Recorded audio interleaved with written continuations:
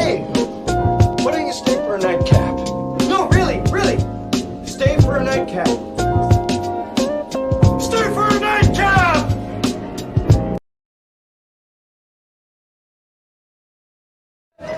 Hey, why don't you stay for a nightcap? No, really, stay for a nightcap. Stay for a nightcap!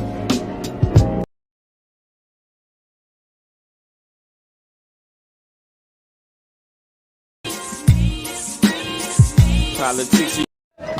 Hey, why don't you stay for a nightcap? No, really, stay for a nightcap. Stay for a nightcap!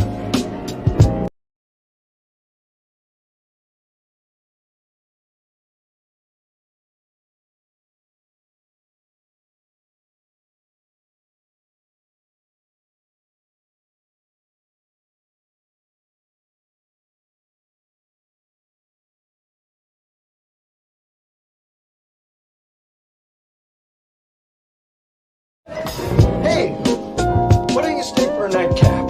No, really, stay for a nightcap. Stay for a nightcap!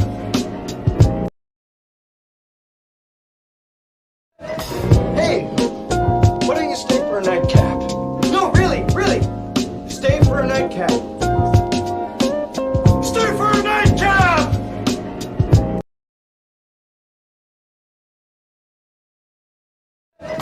Hey, why don't you stay for a nightcap? No, really, stay for a nightcap. Stay for a nightcap!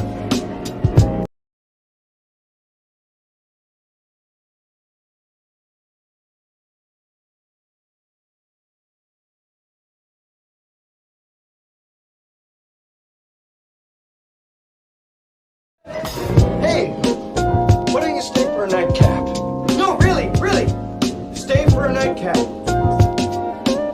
Stay for a nightcap!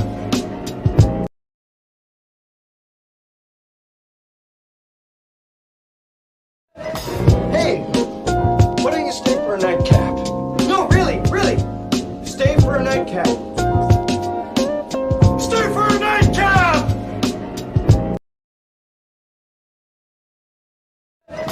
Hey, why don't you stay for a nightcap? No, really, stay for a nightcap.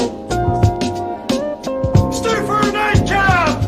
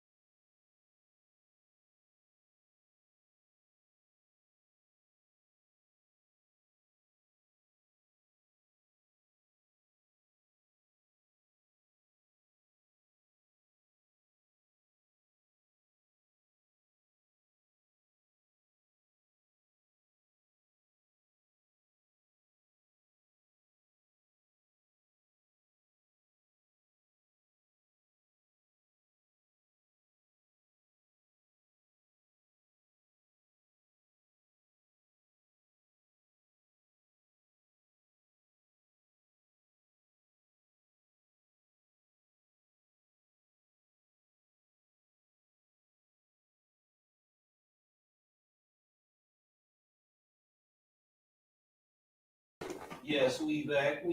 What's up, y'all? We gotta get it right. Ghetto 5 Podcast Central. It's always something.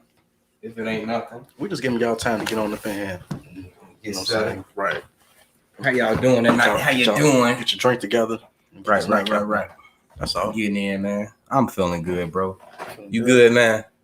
Nah, I'm mad as hell. Why you mad, man? Why you mad? What you mad for, Kills? I told you earlier, I'm gonna stop betting on Thursdays. Why you gonna stop betting on that? Because the energy don't be fucking right.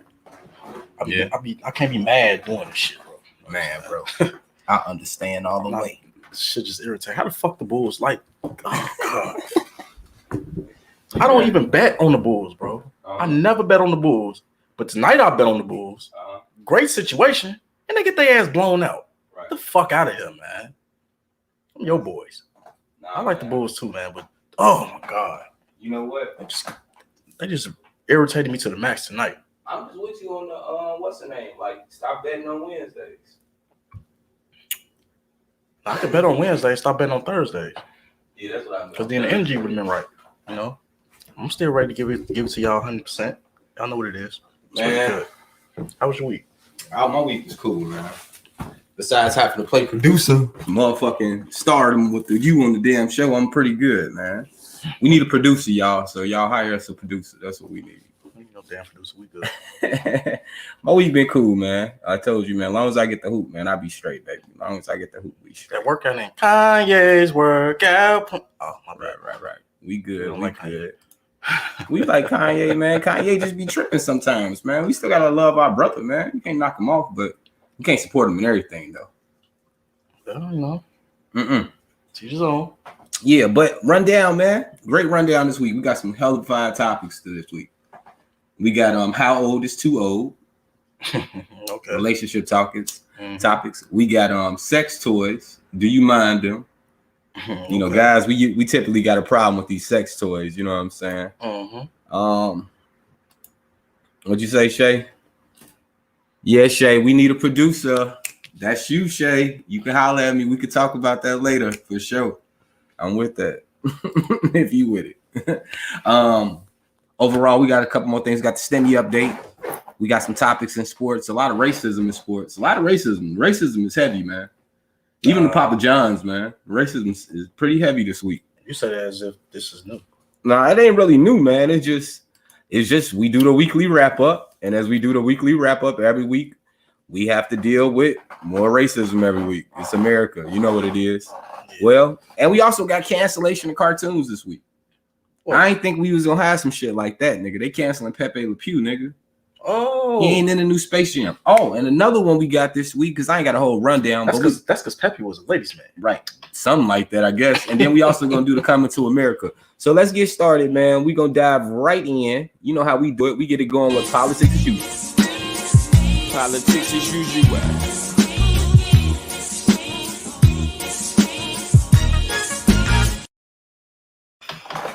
So the biggest news in politics this week is Joe Biden has led his team and they passed the stimulus package. Almost $2 trillion worth of money is going out.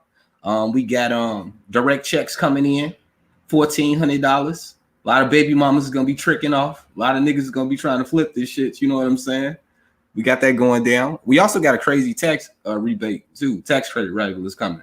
Yay. If they get that going, boy, that's gonna be nuts, man. So I know we ain't never been too much the biggest fans of the Democrats here, but I must say that they I'm kind of happy that they got the stimulus package passed, and they got it passed when they did. I wish it was quicker, but I can't trip too much about where it's at. So what's your feelings on it, Kels? How you feel about it right now? I mean, he passed STIMMY. It's gonna be his crown achievement. It's gonna be his crown. Sadly, it's gonna be his crowning achievement of his presidency. The way shit's setting up right now, like y'all know, you know how I feel about Perk. He's a weak ass bitch to me. Okay, like, straight up. That's your man, but you always gotta feel so strong about him. That's not my man's. Right. But, your man. I mean, but yeah, you got the STIMMY pass, and I know motherfuckers happy. Yeah. You know what I'm saying? I just felt like he's just so fucking weak.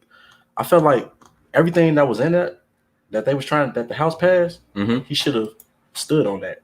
You don't let motherfuckers in your own fucking party up in anything. You know what I'm saying? You saying precedent. You have precedent. A motherfucker, you have precedent of you using the bully pulpit of the presidency to get what you want. Okay. From your party. Okay. But what if he wanted to combine and what do you say? He wanted to heal America, bro. That's why he a weak ass bitch. But he is the No, what I'm saying, okay. Let me just put it like this. If elections truly do have consequences, right? Why the fuck the quote unquote Democrats trying to be so goddamn nice? Why they got to sit here and follow the fucking rules? He got to sit here and follow the goddamn rules and all type of bullshit ass rules to I mean, when your predecessor clearly didn't. Right. When he wanted some shit passed, he got the shit passed. And everybody got in line, and he had motherfuckers, Susan Collins, Jeff Flake, all them, Lisa McCarthy.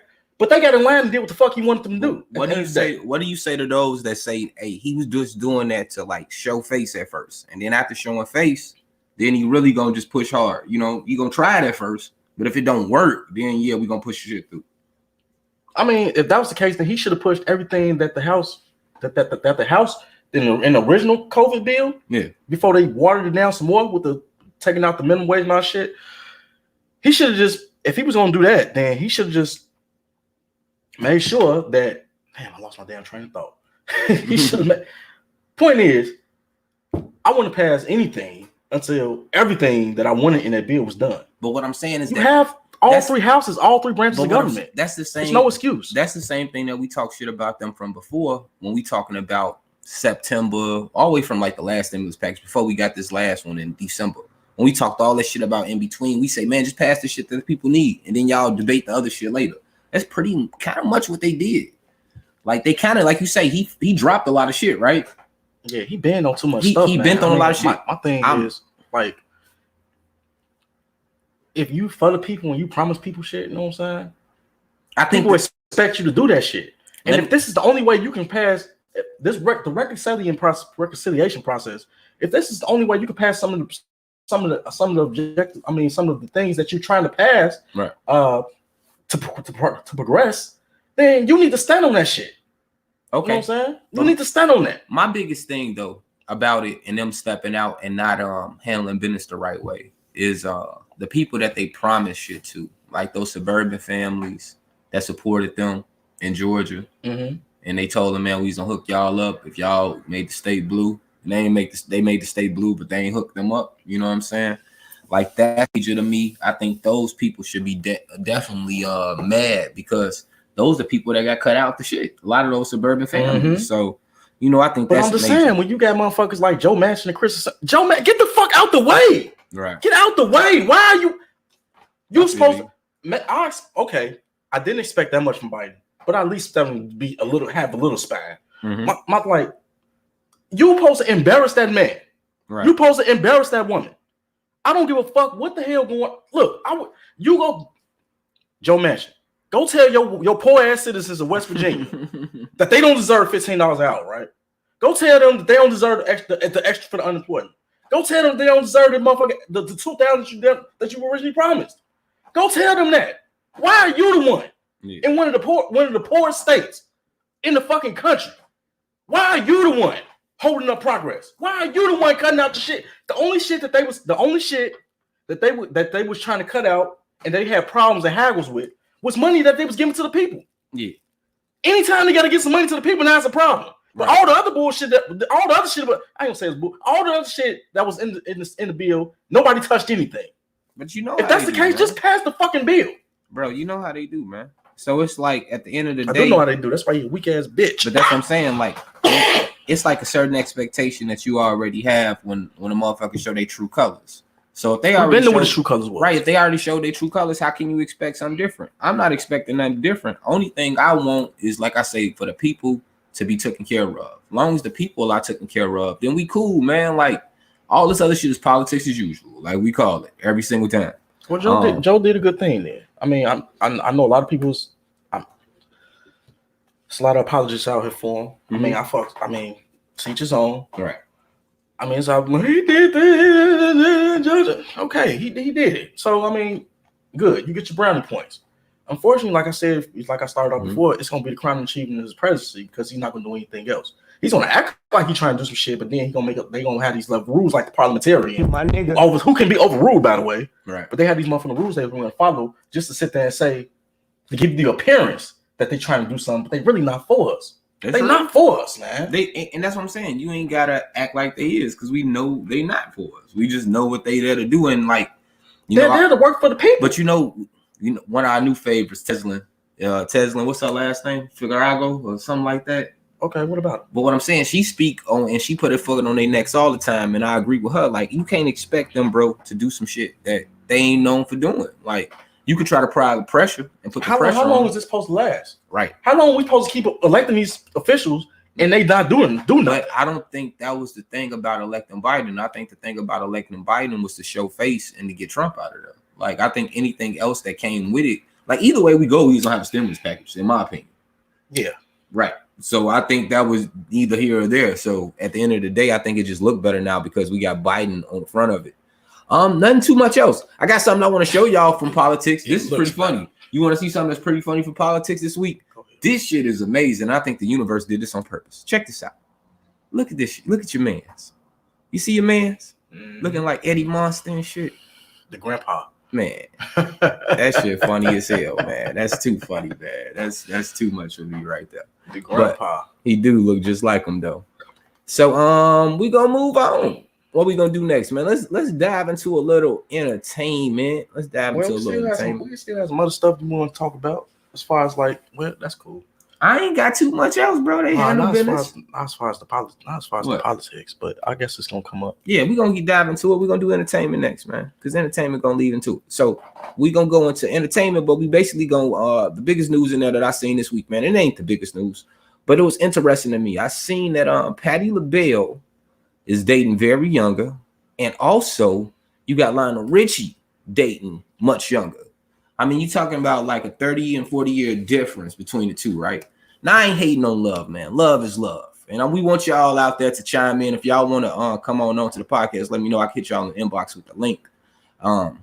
But this is so interesting to me, man. Like, any other time in certain other situations, we look at this shit and we say, ew, nasty. When we was looking at R. Kelly, we was like, ew, nasty. Not the little kid shit. We all agree that that's just wrong. But the shit when R. Kelly had the girls so-called, you know what I'm saying? Or maybe they was tied up and shit in the houses when they was 20s and shit like that. You know what I'm saying? Those older girls, we was looking at that situation kind of different. We looked at Hugh Hefner kind of crazy. So, you know what I'm saying? We look at all these different people differently when we look at these situations. But I ain't mad at Patti. Go ahead, Patti, do your thing. And, bro, you know, more power to y'all. Lionel Richie, that, you know what? I'm gonna admit my double standard. Like, I got a daughter. I wish Lionel Richie would be trying to slide up in my crib, trying to smash my daughter, bro. We got a problem. I understand what you're saying. We got a problem, bro. I understand what you're saying, but it's not okay. Let Patti live, let Lionel Richie live. Because at the end of the day, they both, all four of those are grown people. Mm-hmm. You know what I'm saying? We just let that shit just go. Lionel Richie, I don't know why it'd be the double standard. Yeah, we do have daughters, you know what I'm saying? But our daughters we teach our daughters to make good decisions. You know what I'm saying? At the end of the day, no matter what the age, do that person make her happy, and do that the guy make her do that younger guy make Patti happy, right? Yeah. So I mean, let them live. It's cool. I'm cool with them living, but I ain't gonna lie, I got a double stand when it comes to my kid. Like, I ain't even gonna front to you. I wish some nigga that's like 20 years older than my daughter would show up at my doorstep. Somebody my age show up at my doorstep for my daughter. Oh, bro, it's gonna be a problem, bro. It's gonna be a problem. How old is your daughter? What I'm saying is that if she's a grown woman, I had my daughter. I understand, because I'm putting my daughter, I'm gonna put my own babies in this. Bro, I'm just telling you. If she's a grown woman, I don't care, bro. I don't care. Let's put our personal feelings aside. It ain't about personal feelings. This is all about personal feelings. And I'm telling you my bite. I'm gonna tell you straight up my bite. This is all about personal feelings. Like, this is my daughter. Like, these are my daughters. Like, you know what I'm saying? Those two women, that woman, so ultimately, I look at it like this. Like, if you ain't connected with nobody on your level, right? At this age that you at, but you connect with somebody much younger, what's different than that? Some people just got old souls, bro. Okay, some people got old souls, but what about the partner that they with? That person got a young soul? Yes, you can say that. Would I date somebody younger? I'm married, but if I was in a situation, I would have a certain cutoff. I would, you know what I'm saying? I would definitely have a certain cutoff. Yeah, it depends. Exactly. So, like you say, you got a certain cutoff, right? I'm not gonna be 18. I'm dating you or some shit. You know, I think, you know, even that to a certain point, like, you know, people having fun, but like you showing up at my doorstep and you my age, bro, and you trying to date my daughter. Imagine somebody we went to high school with dating our daughter. Yeah, that's why you wouldn't know. That's the crazy part. You know what I'm saying? Your shorty wouldn't even bring that to you. I'm sure you won't bring that shit to you. No, but yeah, but ultimately on this, but this is the thing though. That's a different situation from what we're discussing right now. Right. They are all grown people. And I totally agree with you. Go ahead and get a little tenderoni. I think that's totally different. You know? So I would probably X, man, you trying to come on, man? Let me hook this up, man. I'm tweaking with the link, man. Go ahead, read the X comment, man. I would probably feel some type of. I would probably feel some type of way, but the reality is, as long as my daughter's happy and not being abused and taken advantage of, I had to get over it. Exactly. That's exactly what I was saying. I mean, taking our feelings. Of course, we daddies, and of course, we don't have a certain kind of feeling about the shit. But taking our feelings aside, the most important thing is she happy, right? You know what I'm saying? As long, like bro said, you know what I'm saying? I love X. Like bro said, man, as long as she cool, and yeah, I can't ain't control, and nothing. I can't control. Hurting or nothing. I can't control my kid's life, bro. This shit just look weird. That's all. I can't control my kid's life. You say, what if Shay got a comment? What Shay? I'm trying to come up here and watch football with me, motherfucker. Get your goofy ass on. What is a good person? What if it's a good person with good intentions? It's gonna be hard. That's for me what I'm to saying. Get past. You got to get over it though. It's gonna be hard for me to get past that first interaction like that for it to be there. It's gonna be super hard. I ain't gonna even lie to you, bro. It's gonna be one of those things that I don't know if I'm gonna get over. You know what I'm saying? Yeah. I really don't know. It's gonna be pretty tough. I'm trying to hook up the link. I'm just saying, it's like me dating. I don't have like a 25-year-old. I felt kind of weird, but it was okay. Like, oh yeah, man, the link already on the post, y'all. If y'all want to join the link on the post, go ahead and chime in, man. We can get y'all up in the podcast, talk with us, man. But yeah, man, I don't know if I can do it. I'm gonna have a moment of transparency. I ain't putting my family business out there, but my sister's first kid is by a man that was much older than her, and I got to know him, and me and him got actually kind of cool. But like I was talking to his daughter, my niece, and I was telling him my interactions with him were all cool. It just, I ain't gonna lie, his age, it kind of mess with me. You know what I'm saying? Like, I'm just gonna be real. Like, I can't get past that. He said, me knowing how men we do, he said her dating someone her age is not as important as her being safe and secure. That's true, man. That's true. That's part of it. But a lot of times you find women dating older men. That typically happens. A lot of women date right. We know some. So that's all I'm saying. We know some that got married to some older guys, and that's all cool. I don't knock it. I'm just saying, man, if it's my daughter, I'm gonna have to know this guy on a certain note, because I'm like, man, what type of shit is you on, bro? You know what I'm saying? It's just something. Hold on, my nigga. Would you date her while you was grown and she was in hospital, nigga? That's how much you love her? You know what I'm saying? Not hospital. I said hospital, nigga. High school. Yeah. You know how we get X I go show. Yeah, but that's the thing, though. As long as that's not the case, then I ain't got no issue. You know what I'm saying? I got an issue, but she had. Yeah, man. Of course, I'm gonna let my shorty know. That shit weird as fuck, man. But how old would you go? Doing? How old would you go? Would you go old as Patty? As old as Patty? Would you smash Patty LaBelle, nigga? Yes. I'm gonna plead the fifth, nigga. I'm gonna plead the fifth. Y'all know I'm nasty. But yeah, one more time we're gonna put up that Lionel Richie, man. That's like 40-year difference. That's crazy. Yeah. That's nutty, she cool. She look happy. He happy. He have a little tenderoni. Shit. Hell yeah, bro. Hell, you gonna have to look deep into it. That motherfucker gonna have to, I don't know. What's your motives? What's your intentions? All that. See, the thing is, all that shit is gonna reveal itself in time. But I'm saying, if you get cool with him and he your age, do y'all hang out and become like buddy at that point? I stated that shit earlier. No, we don't do that. You're not coming over my crib watching football or nothing. This ain't that. The fuck out of here. But I'm saying, y'all in the same age bracket, bro. I get over it, but I ain't got to be. You keep your eyes on the best intentions and everything, bro. Like I said, I can try to get over it, but we ain't got to be hanging out and nothing. You know what I'm saying? What the fuck I want to hang out with your nigga for? Right. And he like extra old. The fuck? I'm like, no, I'm cool. I'm saying, I got my own brothers to hang around. The fuck? All right, well, so we got to a revolution. Love is love, I guess, at the end of the day. Let's X got another comment. Let's dive on this one real quick. What do you got? I was 19 with 38-year-old. Her son was 17, looking pissed off every time he let me in the crib. Hey, X, you ain't play the game with him, though? I had a 40-year-old when I was like 20. X, you ain't play the game with him, though? You ain't go hoop with him? You ain't go play 2K with him and shit? That's what you need to do, man. I'm just saying, man. I mean, it is what it is. Like I said, I had a 40-year-old when I was 20. So, it was like, ugh. You know what I'm saying? She was... I think she was a shit. My OG lived with a lady, and she was a little bit younger than my mom, but I ain't gonna lie though, I was at it. You know what I'm saying? I was looking like, you know what I'm saying? Mm-hmm. I came in the crib one day, she was naked. That was one of the happiest days of my life. I ain't gonna even lie. He said, buddy, was none of that. Hell nah. All right. So we're gonna move along, man. We're gonna still stick in entertainment. And I noticed some royal racism this week. Oh, did you? Yeah, Meghan Markle. You know what I'm saying? Didn't she marry Prince Harry, right? And why we give a fuck about this? So it was an interview, nigga. It was an entertainment, nigga. It was popular this week, nigga. Oprah did it, nigga. That's why we talking about it, nigga. We don't give a fuck. We have a feminine side of our audience that watch Oprah and fuck with Oprah. We don't bro. give a fuck about no goddamn royal family. We You don't.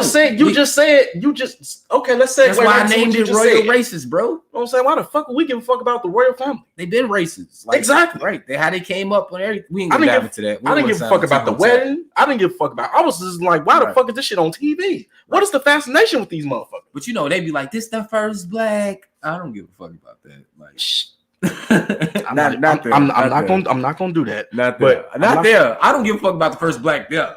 The first black in other places I care about, not the first black there. Like, you could be the first. Let's say being the first black at the motherfucking Klan rally. I don't give a damn who the first black at the Klan rally, bro. I don't. Just like I don't give a fuck about this royal family. Right. But let me tell you something that I found interesting. I watched like some of it, and I watched a lot of highlights from the interview and shit. So let me go ahead and throw the banner up there so everybody know what we talking about. You know what I'm saying? This was pretty funny though, as we looking at it though. They had Get Out with Meghan Markle. This shit was hilarious though. Get out, baby. Get out while you can. Don't. Hey, Diana was a real one though. Oh yeah. Right. That's what I'm saying. So that's what I'm saying. We could connect on that. All right, Diana, she got up out of that. Bet. Diana was a real one though. But even then, I didn't get it. You know up. what I'm saying? We was kids when that shit happened, but you got wrapped into the story, and she had a brother. We didn't get wrapped into the story. They just fucking it was on TV all the goddamn time. You had no choice but to say in like that's what made us. We shorties. What the fuck else we gonna look at? That's what made us wrap into the story. Right, nigga. It's like OJ, nigga. We don't give a fuck. OJ was saying he wasn't black, nigga. Fuck him too.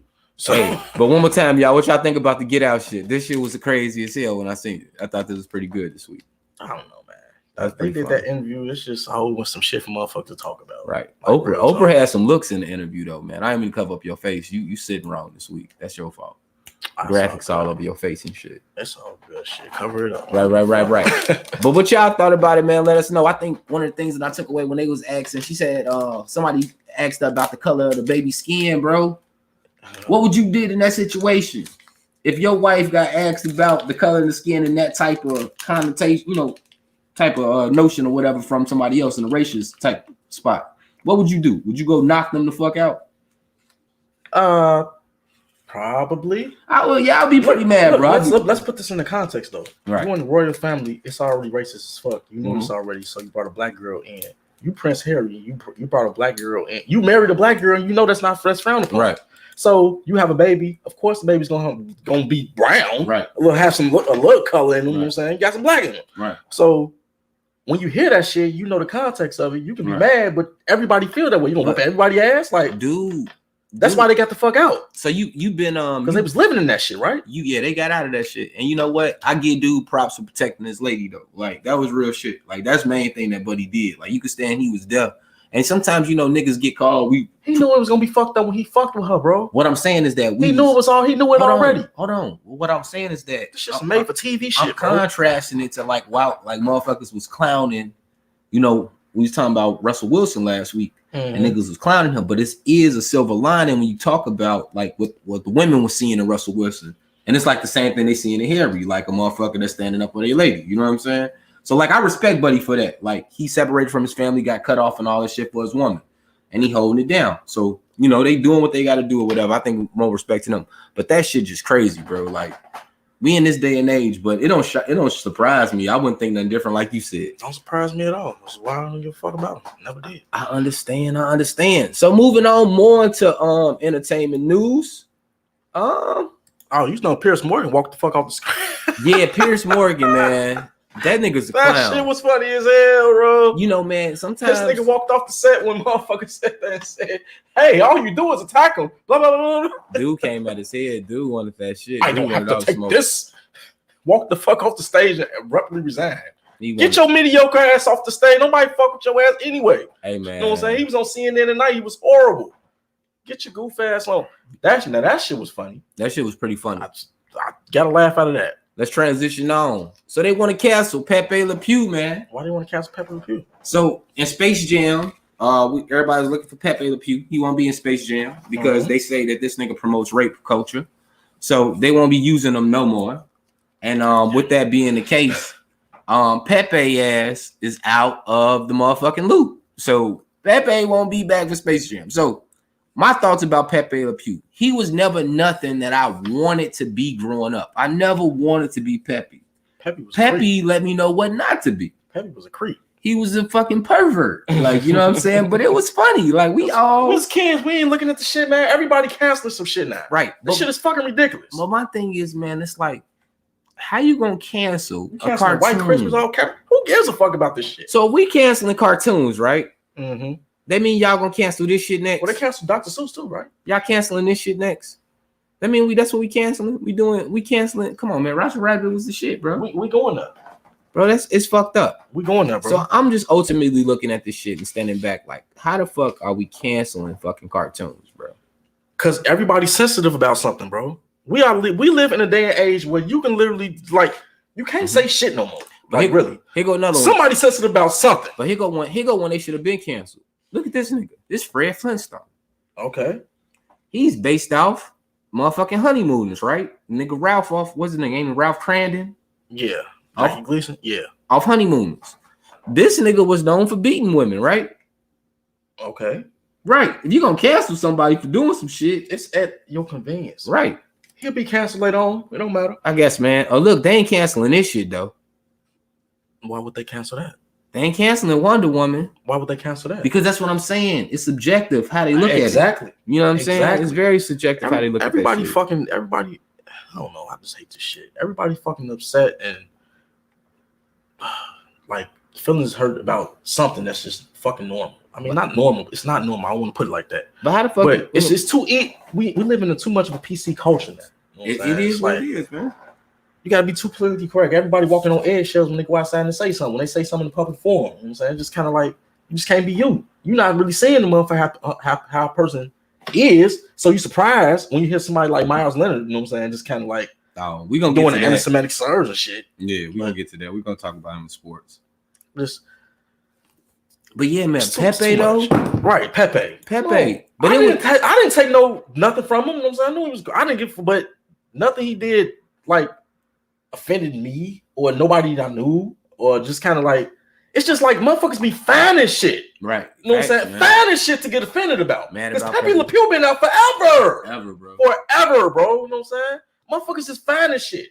Like they go in your past like 12, 15, 20, 30 years. 30 years ago, you said this, cancel him.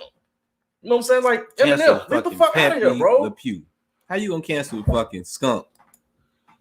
Don't nobody want to be around skunk. He hurt somebody's feelings. He hurt people's feelings. But he was the lover man, though. But that's hurting somebody's feelings. Man. That's offensive to somebody. Man, I don't tell me. Am I wrong? If I'm wrong, I felt bad for Pepe though, because he thought she was a cat, though. Right? I mean, he thought she was a skunk, but she was a cat, right? But then sometimes she fell for this nigga. Yeah, he canceled. It's cool. It's fucked up, man. They gonna cancel Lola next, though. Whatever Lola wants. Come on, man. So let's go ahead. I'm pretty much done in entertainment, and I guess we pretty much wrapped it up. Yeah. Let's move on. We're gonna go over to sports. Nah, before we get into sports, we gotta talk about Coming to America 2. Have you seen the movie yet, bro? Yes, I have. You watched Coming to America 2, bro? All the way through. You really did? I did. I don't believe you, bro. I saw it. What you think about it? You told me to keep my opinions to myself if I had nothing nice to say. No, so maybe I should just do that. We could talk about it, bro. Let's break it down, man. We talking about Coming to America, bro. You didn't enjoy it? It sucked. Oh yeah, like I think if you comparing it, are you saying it sucked in general, or is it sucked compared to the first, or is it hard for you to separate? It sucked in general. Mm-hmm. I don't want to trash the movie. I mean, because I wasn't Jesus Christ, I wasn't expecting the movie to be the original Coming to America, right? Yeah.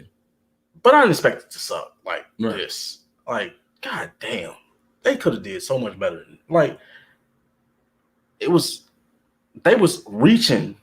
They was, like you said, they was reaching for them jokes. Like, they was reaching. Like everything was like. So God let me damn. ask you this: have you seen Scary Movie?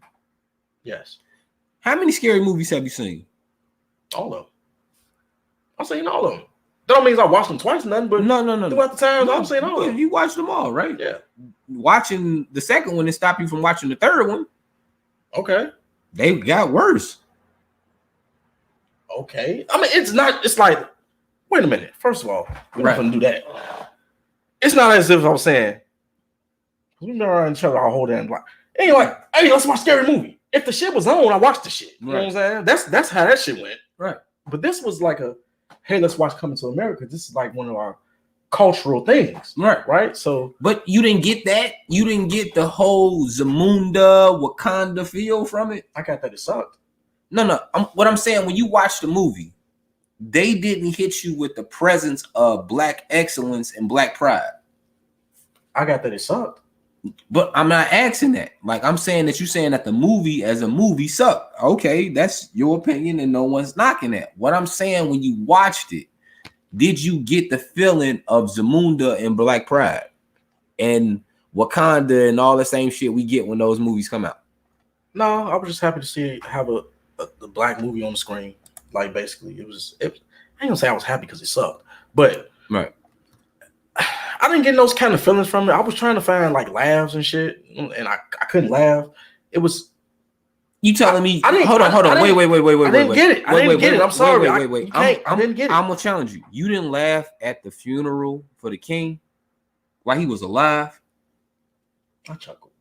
That was funny as fuck, bro. That's the first time you ever seen that. I chuckled. You have never seen in your life.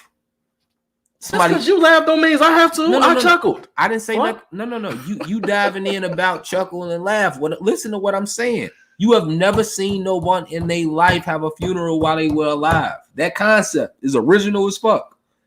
Okay. Right. So what I'm saying is that I think if we didn't have this veil of the first movie on top of us, we would not look at this movie like that. We would laugh at the parts that was fucking funny.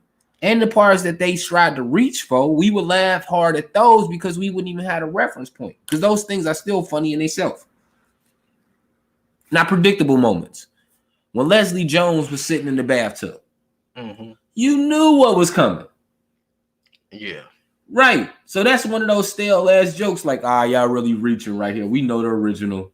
Y'all should have just let him go ahead and just get what he was going to get from it. You know what I'm saying? And call it a day. You didn't have to bring her into it, making it like he had a problem with it or some shit. You know what I'm saying? It wasn't. But that's what I'm saying. That's the issue people had on that. It was the acting sucked. Besides the people that you know can act, who acting sucked? I'm asking you, who acting sucked? Because Eddie and them all killed they shit. The barbershop niggas was still classic as they were classic. They wasn't as funny as the original because the original was still timeless. But they had moments. Hotel Rwanda. I didn't like the dude, the prince. Like, where the fuck did he even come from? Anyway, it just came off as too like it didn't come. They were off reaching. Like, ugh. But what I'm saying is that that's no different than an Adam Sandler movie. That's no different than a Chris Rock movie. That's the type of movie that we looking at this as. We're just jaded because we got the first Coming to America. So when we look at this project, we looking at it all like this. I'm gonna tell you something like this. Black Panther 2 is not going to be as good as Black Panther 1. No matter how hard they try. I will give you that. Okay, here go another one I got you with. But that's the thing. If it's good, look, I will have good things to say about it. Kels, here you go. Now here go. But I don't. I'm sorry. Kels, this is what I put up earlier this week. That's not a good thing to say about it. But that's what it is, though. Come on, bro. That's not a good thing to say about it. So I don't feel bad then. Shit. Let me ask you this. Was Michael Jordan still an all-star in the years that he came back? He was. Both years, right? Yeah. He barely missed the playoffs, right? That's what that movie is. It barely makes a good movie. It barely makes a good movie. And that's why I compared it to this. Because it's a reach. When Jordan came back, he was reaching. He had an itch for the game. But this is what I want. This is what I want to talk about a little bit deeper. And this is what I want to talk about ultimately. We talk about this with our people, right?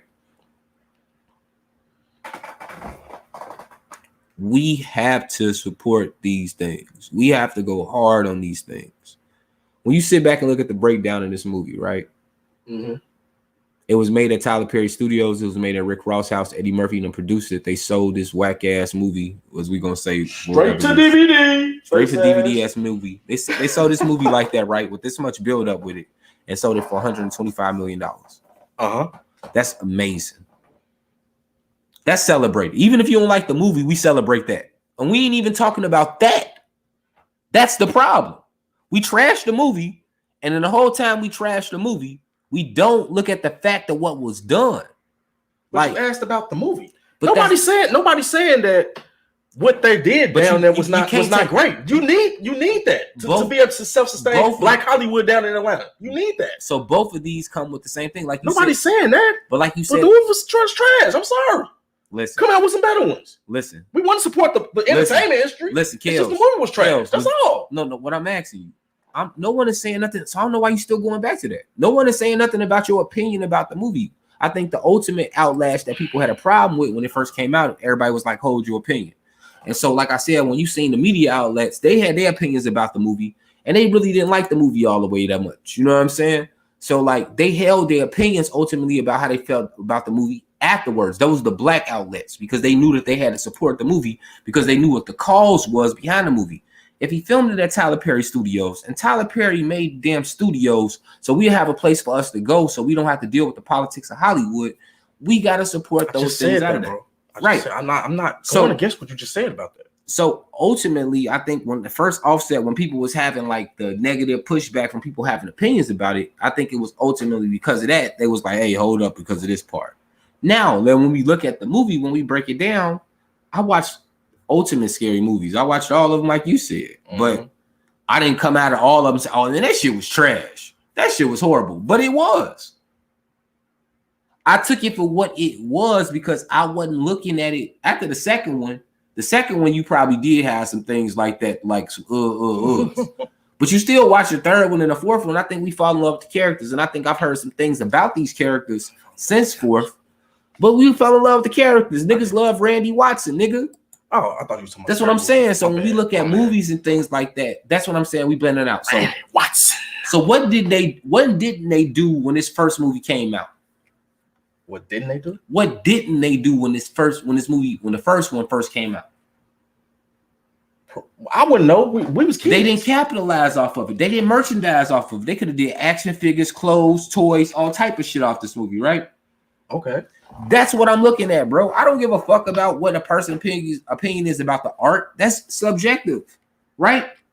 We talk about what's better for our people. Please elaborate on this. We talk about what's better for our people. So when we see a Chevy Chase or when we see a motherfucking National Lampoon, you've seen Robert Townsend mock their ass before, right?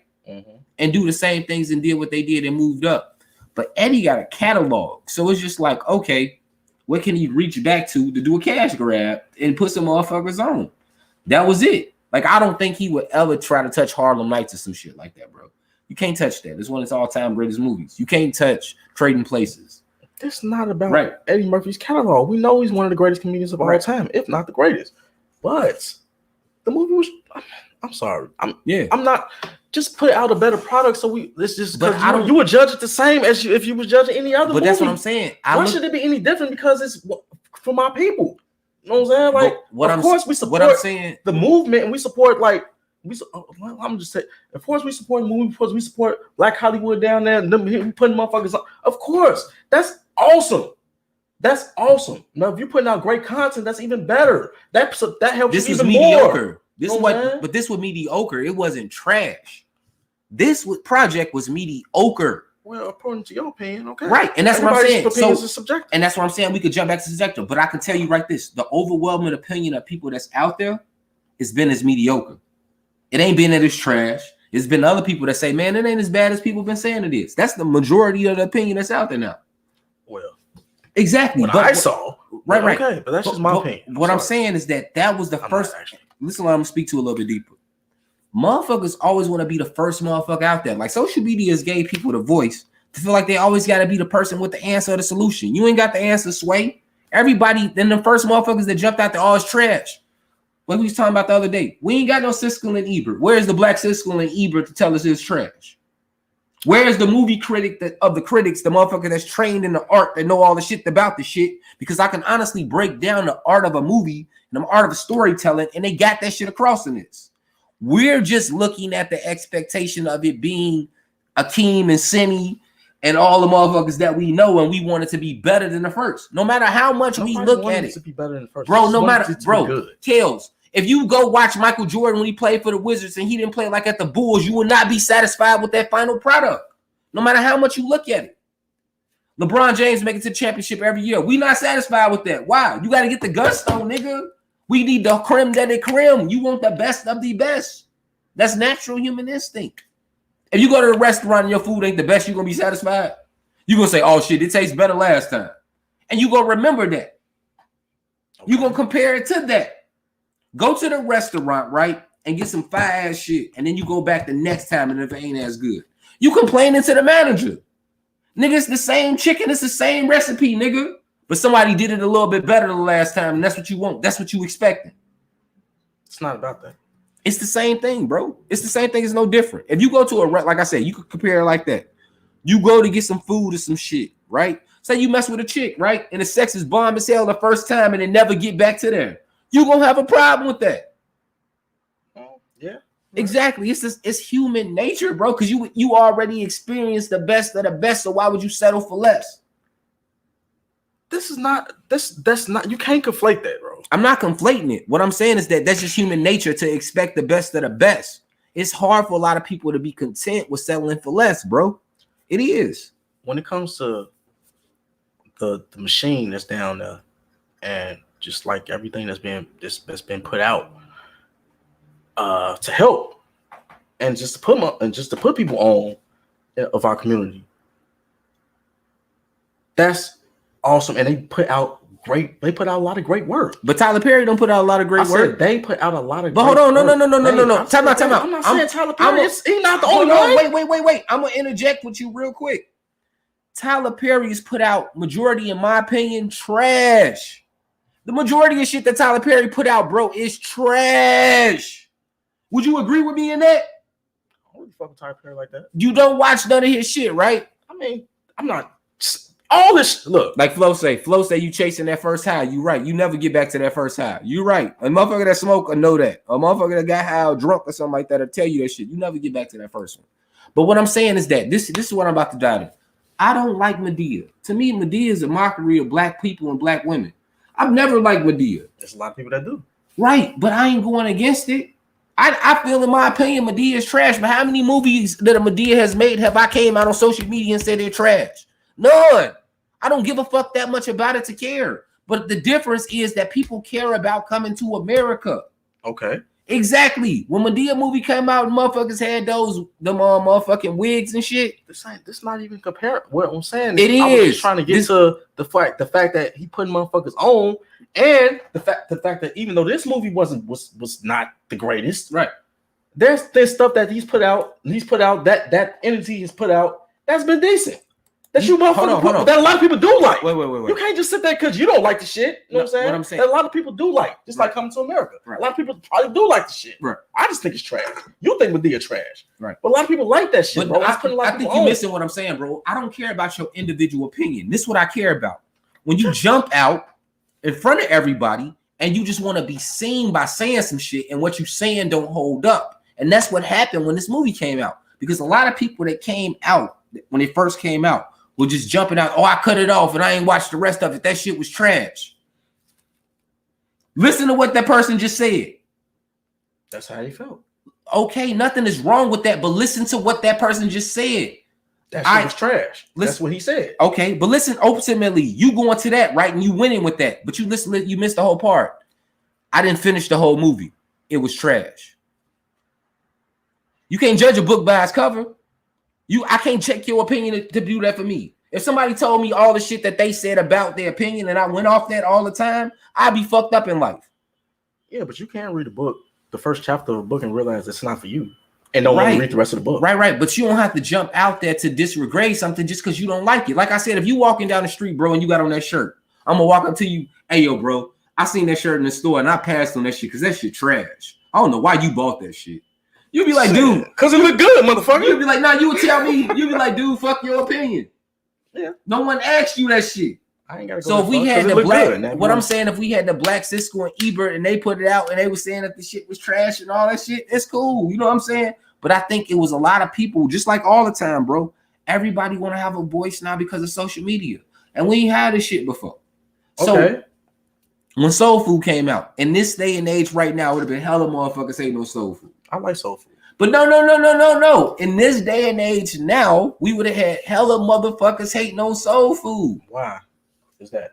Because it repeats hella black tropes. It makes black women look submissive. It fucks up the black family structure that the woman is the main one in charge. She ain't have a husband. I can go on and on and on about the negative things that come with it that this cancel culture and shit put out to it, right? But we look at the movie and say, well, damn, even in its shortcomings, right? So even in its shortcomings. Making it deeper than what it is. Soul Food was actually a good movie. No. What I'm saying is that people can have a subjective opinion. Bro. Listen, bro.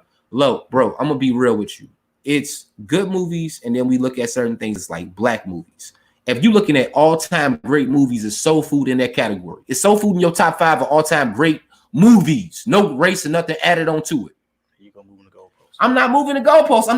I'm Soul Food is not in my all-time great movies, of course. Exactly. I just said now here we go. Movie. Here we go. Hold on, let me ask my next question because I'm not trying to set you up. I'm just painting the picture. I want you to understand. It ain't about that. I want you to understand my thought. Now, is Soul Food in the top 5 black movies of all time? Maybe so. It is, right? But the qualifications change. We move the goalposts automatically. Why? Because it's a black thing, right? So now the goalpost is moved. We said all-time movies is nowhere near. I said it was a good movie. Is it in the top 10 of your all-time movies with no race included? No. Exactly. Now, if we say that if Soul Food within a black category, is it in your all-time 5? Probably not. It's not. What? Name me 5 better black movies better than Soul Food. Is it in your top 10? Just give me that. I'll give you that. I'll give you top 10. Exactly. So it's not in your top 10 all-time general movies. But if we say black movies, if we move, because we automatically doing that, you're going to say yes, right? I mean, because the selection is so damn few. That's what I'm saying. So we ultimately going to support it more because it's a black thing. Mm-hmm. Exactly. Friday is a hell of a comedy. That's one of my favorite. That's my favorite movie, actually. Period, right? So in all-time comedies, it's gonna be lower on the thing. In black comedies, it's gonna be higher on the thing, right? Yeah. Because we got an appreciation to it because it's black. Even if the motherfucker, I don't know if it was good, bro. That's what you meant. It was good. It was funny. It's a lot of white people who love Friday, bro. When Friday first came out, when Friday it was good. Listen, no, when Friday, it was funny as fuck. When Friday first came out, the only reason why people paid attention to it because of what? Chris Tucker. It was an Ice Cube flick. Ice Cube? Who no. You want to play? That's it, bro. No. It was good. Bro. Ice Cube produced the movie. It all came out from him. He did all that shit. It was a bootleg movie. When we watch it today, it's still a bootleg movie. It's one of the greatest movies I've seen. Bro, exactly. It's my favorite movie. Right. It's a comedy. You like it. It's funny as hell. What I'm saying, it was classic gold, and we looked past off that. It was the original. Now, how many Fridays after that have we watched? Nobody said that Friday was trash, though. How many? Like they said, this one is. How many? But we did say that about the Fridays afterwards. We called the Fridays afterwards trash, especially when they got into that Christmas shit and all that other goofy shit. It still was better than this. Exactly. But it was still trash compared to the other ones, and we still supported it. We should still support this like we supported the Friday franchise. That's all the nigga saying. Well, we talked about how trash that shit was, and we still supported the Friday franchise, right? Yeah, but everybody know that they weren't as good. Everybody know this is not as good as Come to America. Bro, nobody's saying that don't go out and see the damn movie. I'm not trying to compete with that, and no one's saying that. What we're saying that it's a big thing when we look at it and say this shit is black. So we gotta do an overhaul because Asian motherfuckers gonna do that shit with Crazy Ass Asians movie or whatever it is. The other movie, Parasite, whatever shit that they got they motherfucking peoples in, they gonna promote that shit. When Jewish people got their people on some shit, they gonna promote their shit. When white people in certain sects, if it's a motherfucking German or whatever the hell they got going on, bro, they promote their shit and they love their culture. Like we was talking about the Irishman. Mm-hmm. You like the Irish movie, right? I actually did. I don't like no movie that's 3 to 4 hours long except Avengers and Marvel shit. Well, Malcolm X.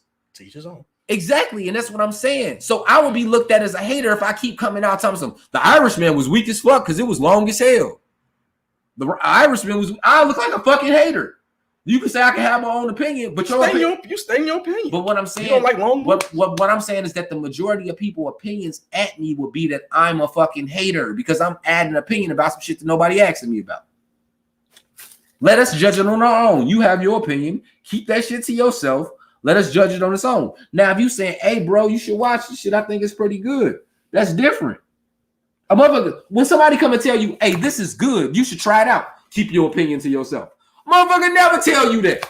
But if a nigga tell you, man, that shit trash, you be like, hey, bro, I might try it on my own, bro. I appreciate you, though. You never told a nigga when they hype some shit up that keep your opinion to yourself. But if a motherfucker told you some shit was trash, you definitely told them to keep your opinion to themselves. Okay, but here's the flip side of it. Usually when a motherfucker tell you some shit, I can say usually. When a motherfucker tell you some shit good and you trust that person's opinion, then you're like, okay. So then when the shit turns out to be trash, you're like, bro, why the fuck did you tell me that shit was good? That shit was weak as fuck, bro. Man, I ain't listening to your ass no more. That's the other side, bro. The shit still has to be quality. Whatever they telling you was good has to be quality. You know what I'm saying? Like, but who's saying this movie was good? I'm not talking about that. I'm just saying. I'm saying whatever they told you. But see, that's what I'm saying. Has to be quality. That's anything. Whatever your opinion is about this movie, it is what it is, right? Okay. We got that settled. That's not the conversation. The conversation that we were having is that people that first came out with their opinion were voicing their opinion in a negative fashion about something that was totally all black. It was people that was voicing their opinion about positive. That was voicing their opinion positive too. Right. So make sure that you say helps that as well. That helps us. Negative opinions don't help us. They don't, bro. That's just the way this life go, and that's the way this world go. If you selling a product, right? If somebody don't like your product, would you rather them shut up and move along their business versus somebody who like your product to promote your product? The person that like your product, would you want them to shut up about it? Of course not. Exactly. That's what I'm saying. That's what makes sense. That's what I'm saying. Side, you can't stop the person that hates your product. I'm not from talking. I'm not trying to stop them. What I'm saying is that when you do shit like that, it's certain things that come from it, in my opinion. It's a motherfucker that want to be seen. Because you're not bringing nothing productive to the situation. You're telling people to stay away from something because you feel like it's a waste of time, right? And that's what you fire back with them. No. And that's cool and all. And that's why we having this conversation and we drawing it out. But what I'm saying is that we need to tend to stop to do this when it's our shit. When it's our shit, let's just support. Because we need to look at other people and see what other people win at and follow those same things. When the little kids is out here selling some shit, even if you don't need the shit, you got some couple extra dollars, give it to the little kids. You're not giving them the motherfucking money for the shit. You're not trying to buy the shit, right? You're trying to support them. So I'll take the shit and give it to somebody else. My intention about doing what I'm doing to it, bro, it's not for me to enjoy the product. It's to support. That's what I'm saying. So when we got people who follow on the podcast and love with us, a lot of people share the podcast and don't watch it. Thank you. Exactly. But somebody be, oh, y'all gonna be staying up to watch it. They watch it later. They share it so it's on their timeline. And then they come back and watch it later. Whatever you do, for however you do it is whatever. But if somebody came out and started knocking our podcast, bro, we would fucking call them a hater. Because ain't nobody out there asking them if how they feel about our podcast. Now, if somebody asks them some shit like, how y'all feel about Will in the Pockets, they respond, then we have to put our hands up. But if a nigga just come out and start commenting about our bro, sit your goof ass down, bro. Ain't nobody ask you. Not necessarily. I always like the criticism. For some strange ass you reason. Can inbox me that. Do you want to be seen if you putting it up on a post? If you really care about how it is to me, you chime me on the low. You care about how I feel about it. Unless you want to have your whole shit, the whole thing about it. So you really don't care. And it's the same thing we was talking about with Shaq and Donovan Mitchell and all that. That same energy, bro. If I got a problem with you, am I going to bring it in front of when we got all the niggas around us? You will look at me like I'm foul as hell if I bring up some one-on-one shit with all the niggas around us. It ain't what you do, it's how you do it. That's what I'm ultimately getting to. I mean, I give you that. But, I mean, just like you're going to accept the positive opinions, you got to accept the negative ones too. I think they know that. Part of it, bro. But I think you still judging this movie like they didn't know that. That's why they sold the movie and they ain't trying to put it in theaters and nothing like that. They knew that. Look at COVID. Look at the restrictions of that. You watched the movie, right? Did the cameras look like it was high quality? No. Exactly. It wasn't. They filmed this shit at Tyler Perry Studios at that Rick Ross house, and then they sold this straight to DVD movie to motherfucking things. The first movie wasn't straight to the DVD, right? Nah, it was in theaters. The original director passed on the motherfucking movie. We should have told them not to make it. No, they did it. They did it for the moment of putting people on. We got COVID, everybody at home. Yeah, I understand that. To me, they could have did it. They was working on it before the COVID. They could have did it as a motherfucking miniseries. Everybody doing miniseries right now, and did some comedy shit out the shit on some just quick little shit. You know what I'm saying? Yeah. Like you ain't have to do that storyline. Like they had another MacGruber storyline. They didn't use MacGruber. Yeah, you know what I'm talking about from Black Panther. Mm-hmm. But they ain't use his shit. But you know, it's all type of shit, man. I think putting Eddie and Arsenio in the light that they need to be in, old school, like man, they brought out Morgan Freeman, bro. They had James Earl Jones, bro. Like I like to see, bro, where people are now, bro. They had Salt and Pepper, bro. Like that shit was corny with the What a King, What a Mighty Good King, and all that shit. But you just see all that blackness up there, bro, and to see us, I'm just like, okay, this shit. But I like it. What's next? That's how I'm looking at it. You know what I'm saying? Because I love to see blackness. I love to see us. I love to celebrate us. Our culture is our culture. Like we can't get past that. Our culture is the thing that sustains you. Is the thing that holds you up, right? Mm-hmm. And like we said, we hold this movie so dear that niggas was arguing and all type of shit and going back and forth over this fucking movie. So let's move on, man. Because we spent a lot of motherfucking time on that shit. But that show you, man, how the podcast do, man. We dive and take certain things of that. But in the last opinion on Coming to America 2, we're gonna ask, was it what is it? Where is that? Was it classic or tragic? Tragic. It was tragic. I agree. It was tragic as a movie, but it had a classic feel to me with nostalgia. I can't escape the nostalgia. So let's slide in. Let's go into sex toys. Nasty shit real quick. You ready to talk nasty about sex toys? I don't think it's really nasty. I like them nasty. So, bro, do you mind sex toys? Mm-hmm. Let's okay. You definitely gotta clarify, bro. Let's do it. It depends on how me personally. It depends on how I feel about that woman. I don't mind a sex toy. I don't mind a sex toy if I don't feel like fucking you. You know what I'm saying? Do your thing. I don't feel like fucking you. Go ahead, do your thing. But you know what I'm saying? If I actually got some kind of like, man, I guess you could feel, because where we're going with, it's like you can feel threatened. What you need a toy for? Some dudes feel a lot of, they say that a lot of men feel threatened by sex toys. I don't. I've had thoughts before, like, oh, the fuck, you know what I'm saying? Like, without me, like that type of thing, like that'll make me mad. Like you getting it in without me, that makes me mad. But if you want to, I guess I gotta just fall back. If you want to do your thing, sometimes motherfucker want to rub one out. I guess you know what I'm saying. As we've, well, I can just speak for myself. As I've gotten older, it's become less and less of a problem for me. Right.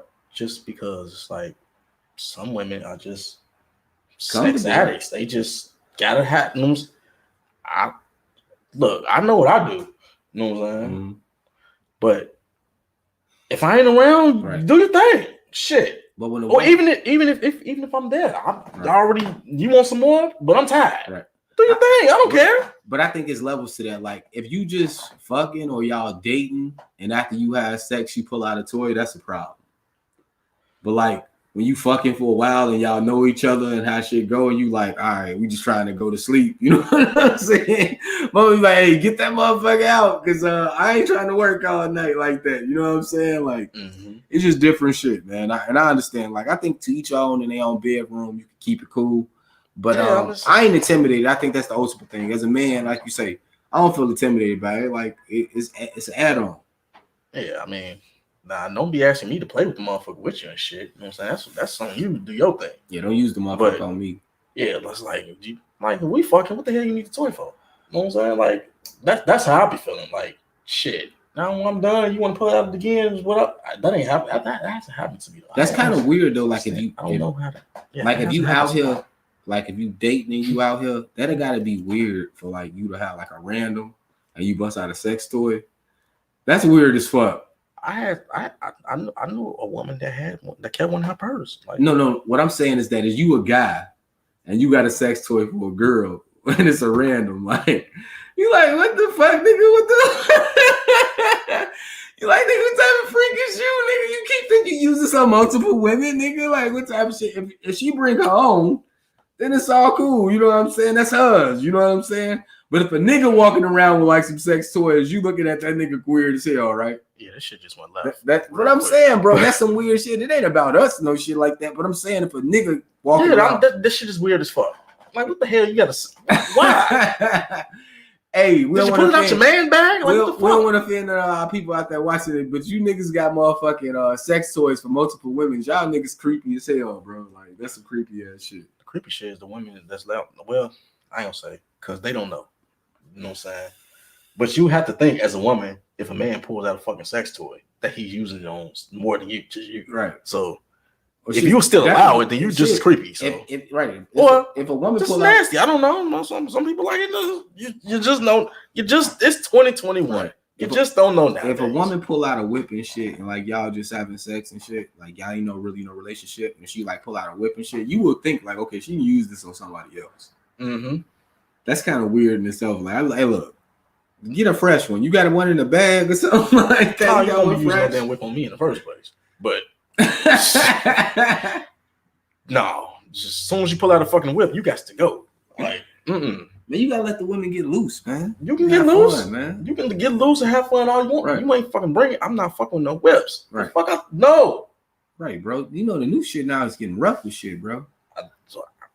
I get plenty rough. Well, no, I don't get to have a whip though. She don't have a whip either. What'd you say? You say she ain't got no whip. What Flo say? That's neat nasty. Okay. What? That's neat nasty if she let him use it.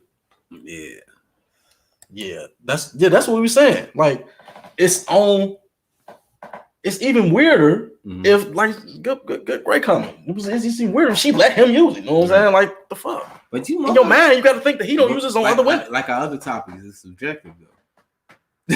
You still, as a woman, need to be like, come on, what the fuck? You should be looking at that shit sideways anyway. Shit. But you know, you be scrolling down IG and shit. You be seeing motherfuckers with shit like you promoting that. Like you use that for everybody. Like you for everybody. Nah, that's fucked up, man. That's fucked up. Nah, it's funny. I don't know, man. No, I'm like cool, I say it's more like a younger thing, a pride thing, like a macho, you know what I'm saying, type of. But if I find shit, if I find as you get older, you don't. If you find Shorty fucking the dick on the wall, you ain't gonna have no crazy reaction. If I came in, she was fucking the dick like, on the wall, right? She was fucking the dick on the wall. I would laugh, bro. I ain't gonna even lie. Like, what the fuck? You couldn't wait. But she like, you here now? You know what I'm saying? But, you couldn't wait till I get to the crib. Damn. Let's just say not neat. Yeah. You know that's nasty. We know what you meant. You know what you meant, Flo. That shit crazy though, man. I think I seen that shit out there this week and I was just laughing about it. I'm like, there's certain motherfuckers that be super mad if their lady tell them and shit like that. They be ready to break up and shit. Yeah, but fuck you mean sex toy? I don't satisfy you. Like, man, she want to do something different, man. You know, women's appetites is totally different than ours, man. Yeah, but at the end of the day, you know what I'm saying? Are you being satisfied? Right. That's the thing, you know what I'm saying? However she want to satisfy herself, in addition to you, right? It's on her. That's on her. Are you being satisfied? Get out your feelings, nigga. That don't mean you ain't satisfied either. She just probably want to do some shit different. Exactly. All right, we're going to take a pause real quick. I want to promote StreamYard. Y'all can use this link right here to sign up and use StreamYard, the same thing that we use. StreamYard allows you to stream on multiple platforms. We stream on Facebook. We stream on YouTube at the same time. Even if you want to stream on LinkedIn, it's a great thing to use. So if you got a business that you're running and you definitely want to promote your business, or you got type of workshops and different things that you want to do, you can have private invites. You can sell these tickets and make you some bread. So use the invite below. You get a bonus to save some money. Let me know if y'all interested. Little quick promo. So, bro, we about to move on to sports. You got something else you want to talk about? No. All right, let's move on to sports. NBA All-Star. Were you happy with the NBA All-Star, bro? It was okay. For one day, I was actually wish they do every year in one day. Just get A the lot of shit people over didn't with. like it though. A lot of people didn't like that format. I They was like to cool see with like it. 2 days and all that shit. Fuck that. It's Wow. a made for TV event. It's fine. Put all that shit in one day. They gotta warm up anyway, right? I mean, I thought it was okay. Right. I'm just saying, like, it was perfect. Let them niggas warm up and let them go do what they was doing. Like, I don't know, man. I thought it was perfect having it one day because I'm not a fan of the multiple day All-Star event. Like, I don't want to wait. I want just give it to me all at one pop. I'm not a waiting every week type person for a show. Let me binge watch. You know what I'm saying? Give me the whole enchilada at one point. No homo. Okay. But it was nice to see Steph do his thing. I don't know if anybody really questioned what he was gonna do. I wish Book would have been healthy because that would have been interesting. LeBron had stuff, and I'm talking 3-point contest first. Oh, my bad. But 3-point contest, the skill competition, I expected a big to win. The way they got it mapped and format is always set up for a big to be in the final. Mm-hmm. Moving on to the it wasn't no rookie. Bonus. It wasn't no rookie game. Yeah, world versus US game. Mm-hmm. I missed that. I ain't gonna lie. They can't put all that shit in one day. They could have. They just the niggas who you couldn't play in both. Like if you played in one, you just had to play in one to save niggas from injury and shit like that. And then we got to see more players. Like you still had niggas out there that would have been nice. Like they're the best players to see. Lonzo, not LaMelo. Okay. You want to see LaMelo on All-Star Weekend? He a motherfucking superstar, like everybody making it. You know what I'm saying? It's not All-Star, so I ain't care about saying. Nah, but what I'm saying is that for the rookie game, we would want to see him for the weekend. He a blockbuster deal, bro. Like he that deal when it comes to like watching. He's good. Nobody's saying the boy good. That's what I'm saying. That boy good. You know what I'm saying? That's what it is. You know what I'm saying? But I would have wanted to see that. That's the only thing I could say I was missing from it. But it could have been all in one day. That whole old school and new school team up shit. I'm cool on that. I don't need to see that. That shit was weak. But the 3-point dope. Yeah. The dunk contest, man, I think it should be like Kiss the Rim. They should have like a new thing. Like if you do the majority of the dunks throughout the year, like if you got a certain amount of dunks, you got to be required to do it or something. Because Zion get a lot of fucking dunks. I'm just trying to force Zion to do it. That's ultimately what I'm on. I'm glad they don't force nobody to do it. Right, man. But you got to do something like that, though, man. Like, even if the dunks ain't good, somebody else doing them hypes it up. Like, the Cassius Stanley dunk, the first one was nice. Okay. But then they rated it low as hell. Because they didn't know the contestants. Anthony, like, come on. And that dunk he did from high up, that shit was crazy, bro. Like, yeah. 12 feet, that shit crazy, bro. It was nice. It was nice. I wish it was Anthony. It was just the people that's in the dunk contest, like you said. Right. But don't take away from the creativity. I didn't like the dunk contest this year. Right. Just get that straight. But for what it was okay. Let's see what Joy got to say. What up, Joy? 3-point contest, nice. Yeah. It's good to see Steph in this element. I think Steph is a real good thing to see for the league. I think that's why I'm always hard on stuff like that. Greatest shooter of all time. I think that's why I think like seeing him at his best and seeing him competing at his best is always good for the league because he represents the small guys. The small guys will see Steph and they see themselves in him. And I think that's the biggest thing that he's changed the game with. I think every time a lot of people want to say he changed the game with 3-pointer. It ain't that because I can show y'all plenty of things that break down the other cats that were shooting hella threes. The Golden State don't even shoot. They just hit more threes than everybody else. They don't shoot as many threes as everybody else. But when we get into it, he do represent for the little guy and I guess for the light-skinned crew too. I guess. I just know he's one of the greatest shooter of all time. But just to see him win something like him on the highlight, like they're not winning championships, right? Yeah. So how many like casual folks are gonna see Steph Curry? A lot, because they still had Warriors on They still had Warriors on national TV. A casual person watching. They still have the Warriors on national TV. Like damn it, every Thursday. Not a casual fan. I said the casual person. The casual person will watch the All-Star game because it's a big event. Like the casual person will watch the NBA Finals because it's a big event. Okay. They're not watching a regular game. The casual person is not watching Golden State. A basketball casual fan will watch Golden State. They're guaranteed to watch Golden State. They know who the fuck Steph Curry is. What I'm saying is for him to be on the mainstream in the public opinion, like on the masses, like for everybody. That's ABC on the weekends type shit. Those type games. Mm-hmm. Playoff type shits. You know what I'm saying? Like he need to be seen, bro, because like he represents for the small guys. Back in the day when the NBA was in the 90s and shit, people had a problem because the dudes were so tall and shit, and everybody was dunking and everything. He said, well, this is Team Durant, and he couldn't play, and they should have gave it to someone else. I thought Durant played. I didn't even watch the full All-Star. My issue is, with Team Durant. Didn't he come out? And I thought he had to play because what's the name of them didn't play? Durant did not play. You didn't play? No. So what did they do? Because Ben Simmons and them was out. They didn't do shit, huh? I hear you, Joy. No. That's fucked up. Why? Because all of them was out, they could have had somebody else, like, they could have put some other All-Stars in. If they did it with Sabonis and Booker and all of them, they could have did it with those guys. They didn't get their COVID protocol shit going. Right.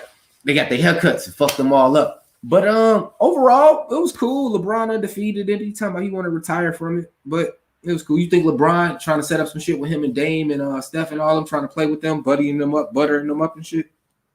They was talking about I that. would throw up in my mouth if Steph go play with LeBron. If LeBron, besides the All-Star game, if LeBron is close to 40, I have no problem with them playing together. No. If LeBron is like old on his last leg and he just want to play point guard and have Steph run around and shoot threes, they can play together. I have no problem. Don't taint your team.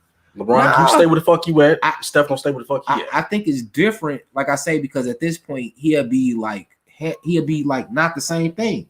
I think the only problem with me would be on the competitive edge. Like as cats play together, I think that's more about your style of play. And if you're looking at LeBron James, he worked best with shooters. Y'all would love that. Ooh, y'all would love that. I wouldn't love that. I wouldn't care. I don't think at this point it would be that competitive, depending on who they matched up against. Like right now, I think a lot of people sleeping on Brooklyn like that. Brooklyn is fucking stacked, bro. Like Brooklyn ain't even got Durant, and is they missing a beat? Nobody's sleeping on Brooklyn, bro. No. People is like sleeping on like James Harden right now is MVP, bro. He's MVP, bro. No one is have like Embiid without his best player, his next best player. No. Is Embiid without their best player on the team? Because Embiid is the best player on the team, right? Let's see what Joy say. You say seeing them play together was nice, but I agree with Kels. They should stay where they are. I think so too. I think at this point they should. But like I say, if LeBron old is different. It's different. Like, hell no. It's different. It's like when Charles Barkley. Well, take your ass back to Cleveland. It's like when Charles Barkley went to Houston. You know what I'm saying? I didn't have no problem with them playing together. It didn't work, but I didn't have no problem with them teaming up. It wasn't a problem with me. You niggas old. I don't give a fuck. Right. But I think like when you talk about contrast of styles, LeBron playing with shooters, bro, he picks apart defenses. Because he got shooters around him. You always get shooters around him, bro. His IQ allows him to pick. Even if he had bums around, he still picks apart defense. The other niggas just don't hit the shots. Like, he picks apart the defenses, bro. Like, that shit, he's a savant with that shit. I ain't even stunt, bro. Like, that's like Magic. Magic used to make shit out of nowhere. Magic can make a pass out of nothing. Like, that's what I'm saying, bro. It's a gift. It's a talent. Like, we'll see. But overall, man, I was satisfied with the All-Star. So moving on from All-Star, the Hall of Fame came up, bro.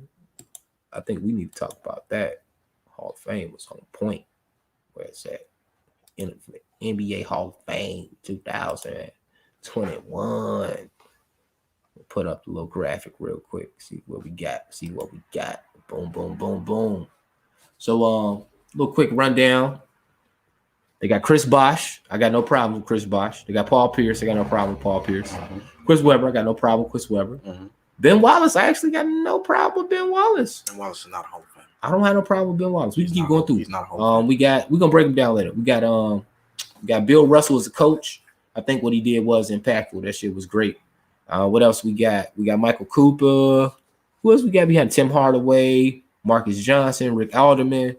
We got a couple other women's coaches, and we also got what's my girl? Griffin. Yolanda Griffin up in the piece. I got no problem with Yolanda Griffin getting in there, problem. But how many people get in there? 5 or some shit like that? What is it? 5 to 7. 5 to 7. Man, it's tough, bro. Where you at with it? Who don't get in, bro? Ben Wallace. Okay, so we agree Chris Bosh get in, right? Yeah. And we agree that Paul Pierce get in. We agree that Chris Webber get in. Mm-hmm. Okay. Now, so I think Michael Cooper get in before Ben Wallace do. Michael Cooper before Ben Wallace. I don't think either one of them Hall of Famers, but okay, because Michael Cooper been waiting longer than Ben Wallace had. Let me say this. Tim Hardaway gets in as a player before anybody else. You damn right. He's supposed to be in there. Yeah, because his boys in there. He was supposed they played him. He was supposed to be played him. Well, but you know what? He really didn't have, like you say, that T-Mac shit. He ain't had that much of success. Like he didn't. Did you see TMC? Did you see Run TMC? But that's one playoff run. So how the fuck you gonna put Mullen in? But Tim Hardaway was way better than Mullen. Right. I agree with you. But I think they looking at more like St. John's. This is the basketball. Look, in the NBA, Tim Hardaway was better than Mullen. You're putting the NBA over anything else in the Naismith Basketball Hall of Fame, which is a violation. You can't do that. The NBA is not the pinnacle. It's not. It's not the pinnacle. It's what we look to the most. But if a nigga dominated in college all 4 years and he never played in the NBA, he still deserves to be in the college. I mean, not in the college. He deserves to be in the Naismith Hall of Fame. There's no NBA Hall of Fame. Christian Laettner. He was dope as fuck. JJ Redick don't deserve to be in the Hall of Fame. No, he don't. His college career, he don't deserve to be in the Hall of Fame. Collegiate players, just collegiate players. They got a college Hall of Fame, bro. Lynn Bias don't deserve to be in the Hall of Fame. They have a college Hall of Fame. No. I'm not taking out this is Naismith. Bias. No. This means basketball on all levels, on each and every level, they bro. High school. Hall of Fame. No, bro. No, bro. They have one. They don't have an NBA Hall of Fame at all. They don't. So that shit ain't important. Do they have a college Hall of Fame or not? Yeah, that's separate. Put them in there. No. Damn. No. You missing What's the issue? You missing the point of the Naismith Basketball Hall of Fame. Naismith made the game of basketball. So that means whatever the game is played. So that means cats that played overseas is eligible to get in this motherfucker. High school is eligible to get in this motherfucker. Dorothy all out at Marshall. You telling me she don't deserve to be in the fucking Hall of Fame? You gonna put her just in the high school Hall of Fame? That's disrespectful as hell. No, it ain't. Bro. No, it's not. Bro. It's not. Bro. I don't care if you get... Bro. It's not. Coach K don't deserve to be in the Hall of Fame? You gonna put him just in the college Hall of Fame?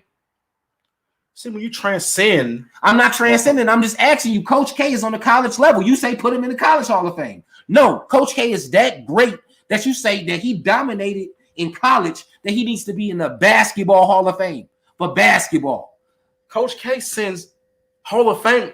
Dorothy this is hold on. Let me. When your program says Hall of Famers too, when your program says produces Hall of Famers, the lady then out, you can the lady out at Marshall, that's all she do.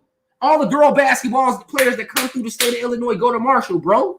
Everybody, Cappy, on out. All the motherfuckers that play here in Chicago, not Candace in the suburbs, that play in Chicago, they go to Marshall. They play under that lady, bro. She deserves to be in the Hall of Fame for the Naismith Basketball Hall of Fame. No, she earned it because she dominated in her level. High school coaches go to the Naismith Basketball Hall of Fame. Why? Because they dominated that much on their level that they superior just being in the high school Hall of Fame in their state or whatever the case may be.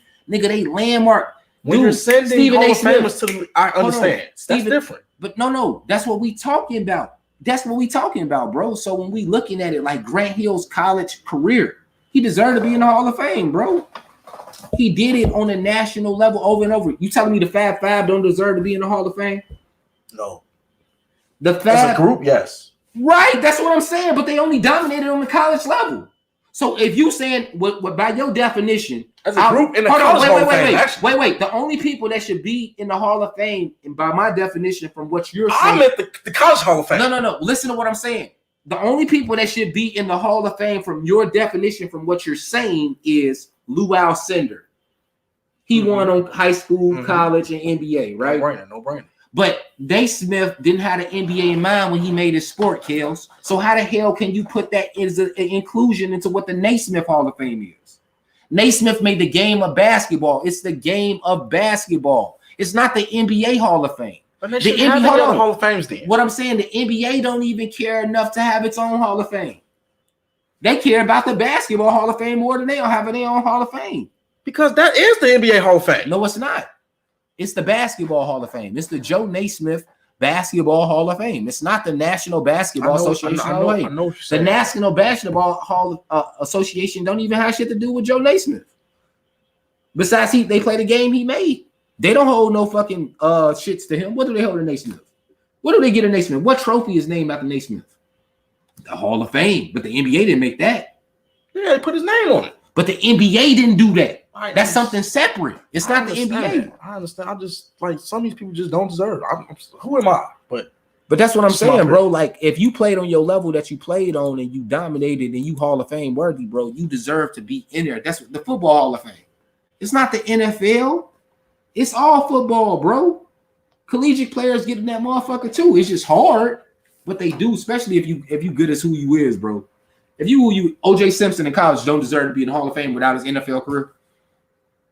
Yeah, and college Hall of Herschel Walker is not in the Hall of Fame. He'll be in the college Hall of Fame. He's a coon. I don't even give a fuck. I'm just saying, bro. Like this is where you at. You're in the college Hall of Fame. You know what? Tim Tebow, I think college Hall of Fame, bro. You really think Herschel Walker deserves to be in the Hall of Fame, or he just was that great of an athlete? Because I don't think numbers wise he deserved to be in the college Hall of Fame. Yes. Yeah. I think just in Football Hall of Fame, yeah, in general. But like if we just looking from NFL, no. I never no. But that's why I didn't even. I know. That's why I didn't leave. I think so. I think like man, when you got that, when it's like that, it's already set up like that. But everybody that's on there, bro, Michael Cooper and I think it's tough though, man. Like, yeah, you kind of got to get an edge to Ben Wallace over Chauncey Billups. Kind of got to get it. Oh damn, Joy, we missing some of your comments. My fault. What you got? I'll put Chauncey on. What'd you say? Chauncey was leader of that damn team. But Ben Wallace got more accolades than him, and he got that same success too. You don't win with that team without neither one of them. You definitely don't win without Chauncey. You definitely don't win without Ben Wallace because they didn't. When they let Ben Wallace go, they fell off like a motherfucker. And that's facts. And then they got rid of Chauncey after that too. Like they was all within the same realm. They was all getting older too. So. Right. But that's what I'm saying. They needed, that was the perfect combination. That was a team. That's when the most talent didn't win. The best team won when they won their shit. The most talent was on the other side. Yeah, that was an upset. And that's what I was talking about in Dallas in 2011. Dallas didn't have the most talent. Dallas had the best team, best unit, niggas that knew how to play off each other and knew who was in charge. Like if you got more structure in your organization and another niggas is arguing, beefing about who the leader, what's the better organization? The organization with structure. And that's what Dallas had. Dirk was the man, and it wasn't no question. Jason Kidd was the nigga that set it up and how it went. Over on the other side, Miami and them still going back and forth. And that's despite that, they still could have won. Still could have won. They had the better talent. They didn't have the better team. And that's the ultimate point. That's my same point. Go back to what I was saying. They had the better talent. You can't have an 8-point game in the finals. Huh? You can't have an 8-point game in the finals. Right, because they didn't have a structure like Dallas did. Dallas knew what to do. Dallas knew what to do. Dallas knew the run zone. They had everything going. They knew exactly what to do. And they played as a team. And Miami didn't. But after Miami took the hit, D-Wade came in and they set up the foundation. LeBron, they set up the structure. You the leader. Everything's on you. I'm just playing side. I'm Robin. You Batman, I'm Robin. And everything fell in line. This year, we seen it happen in Brooklyn. They've been rolling. Brooklyn's rolling. Right. Brooklyn's rolling. We was talking about it also. Like, remember I told you before, I said Brooklyn has enough with the shooters to handle business. I was like, Landry Shamet, what the fuck he do tonight? I never spoke him. Landry Shamet. Coming from the Clippers. I'm gonna bring it up. I'm gonna get the recorder. Coming from the Clippers, Landry Shamet was okay. I didn't say he was all-time great, and he has been sucking until recently. I was saying just coming up. We both agreed that they needed to add another big, but I was saying that they had enough shooters and those other guys were straight. And you was telling me, nah, you was talking shit about Joe Harris, and I was saying Landry Shamet. Damn right I was. Landry Shamet, but they gonna when it's time to do what they need to do, they gonna do what they need to do. They gonna hit the open shots, bro. Fuck Joe Harris. Right, but that's what I'm saying. KD ain't even back. Like that's what me. Because I lost money on him. That's to me, y'all. That's what makes Joe Harris okay. That's what makes James Harden up there for the MVP, bro. I ain't gonna even stun on you, bro. Because like, Joe Harris okay. No, I'm just saying that's what makes James Harden up there for my MVP, bro. Like, I like Embiid. I like what he's doing. He coming. Like, he own it. You know what I'm saying? But Harden, bro, that shit crazy, bro. He got Kyrie to play with. But, bro, what he do, Kyrie just scored. Ben Simmons don't. He do. Y'all tripping. Now you tripping. Since December, Ben Simmons been averaging like almost 20 points a game. Since December. Can Ben Simmons do what Kyrie did tonight? No one said that. You moving the goalpost. Stop moving the goalpost. You said he don't score, nigga. And I said, and I got your ass. He been averaging damn near 20 since the motherfucking December. You know what I was talking the about. beginning of the year. You know exactly what I was talking about. No. Okay. James Harden not relying. This being the part. This is Kills. game. Kills. Because you need to put the ball in the basket at the end of the day. Kills. Let's chop this up real quick. You're saying that Kyrie is the reason why James Harden is doing what he's doing, and this is where we can chop. I didn't say that. That's what you just playing with Kyrie. That kind of helps. No. What I'm saying is that when Kyrie do, what do Kyrie do? Kyrie hits shots. He hit open shots. Is he a catch and shoot player? No. So do James Harden get assists when Kyrie create? No. James Harden leading the league in assists, right? With the other people. I mean, with other players. He leading the league in assists, though. That's my question. Hey, okay. Yes, right? Are they winning without Kevin Durant? Are they just rolling without Kevin Durant? Or are they barely getting by without Kevin Durant? They winning. They about to be number one in the East. Okay, they have superstars on their team. No. One of their superstars is down. Yes. If Steph had the Golden State Warriors about to be number one in the motherfucking West, or even number 3 in the West, I would say Steph's the MVP. If he was playing like James Harden is playing right now, I would clearly say Steph's the MVP. Who else on the Golden State Warriors can score like Kyrie Irving? But you deflating what I'm saying when I'm telling you that that's two separate things. What James Harden does and what Kyrie does, they're not predicated off each other. You just said by your own admission that Kyrie is not a catch and shoot player. So all the assists that James Harden is getting, they're not mostly coming from Kyrie. So what you're saying don't add up. He's making Joe Harris better. He's making Landry Shamet better. He's making DeAndre Jordan better. Would they be rolling if Kyrie didn't play most of those games with James Harden? No. Okay. That's not the point, though. The point is that they're missing Kevin Durant and they're still rolling. Right. That a supernova.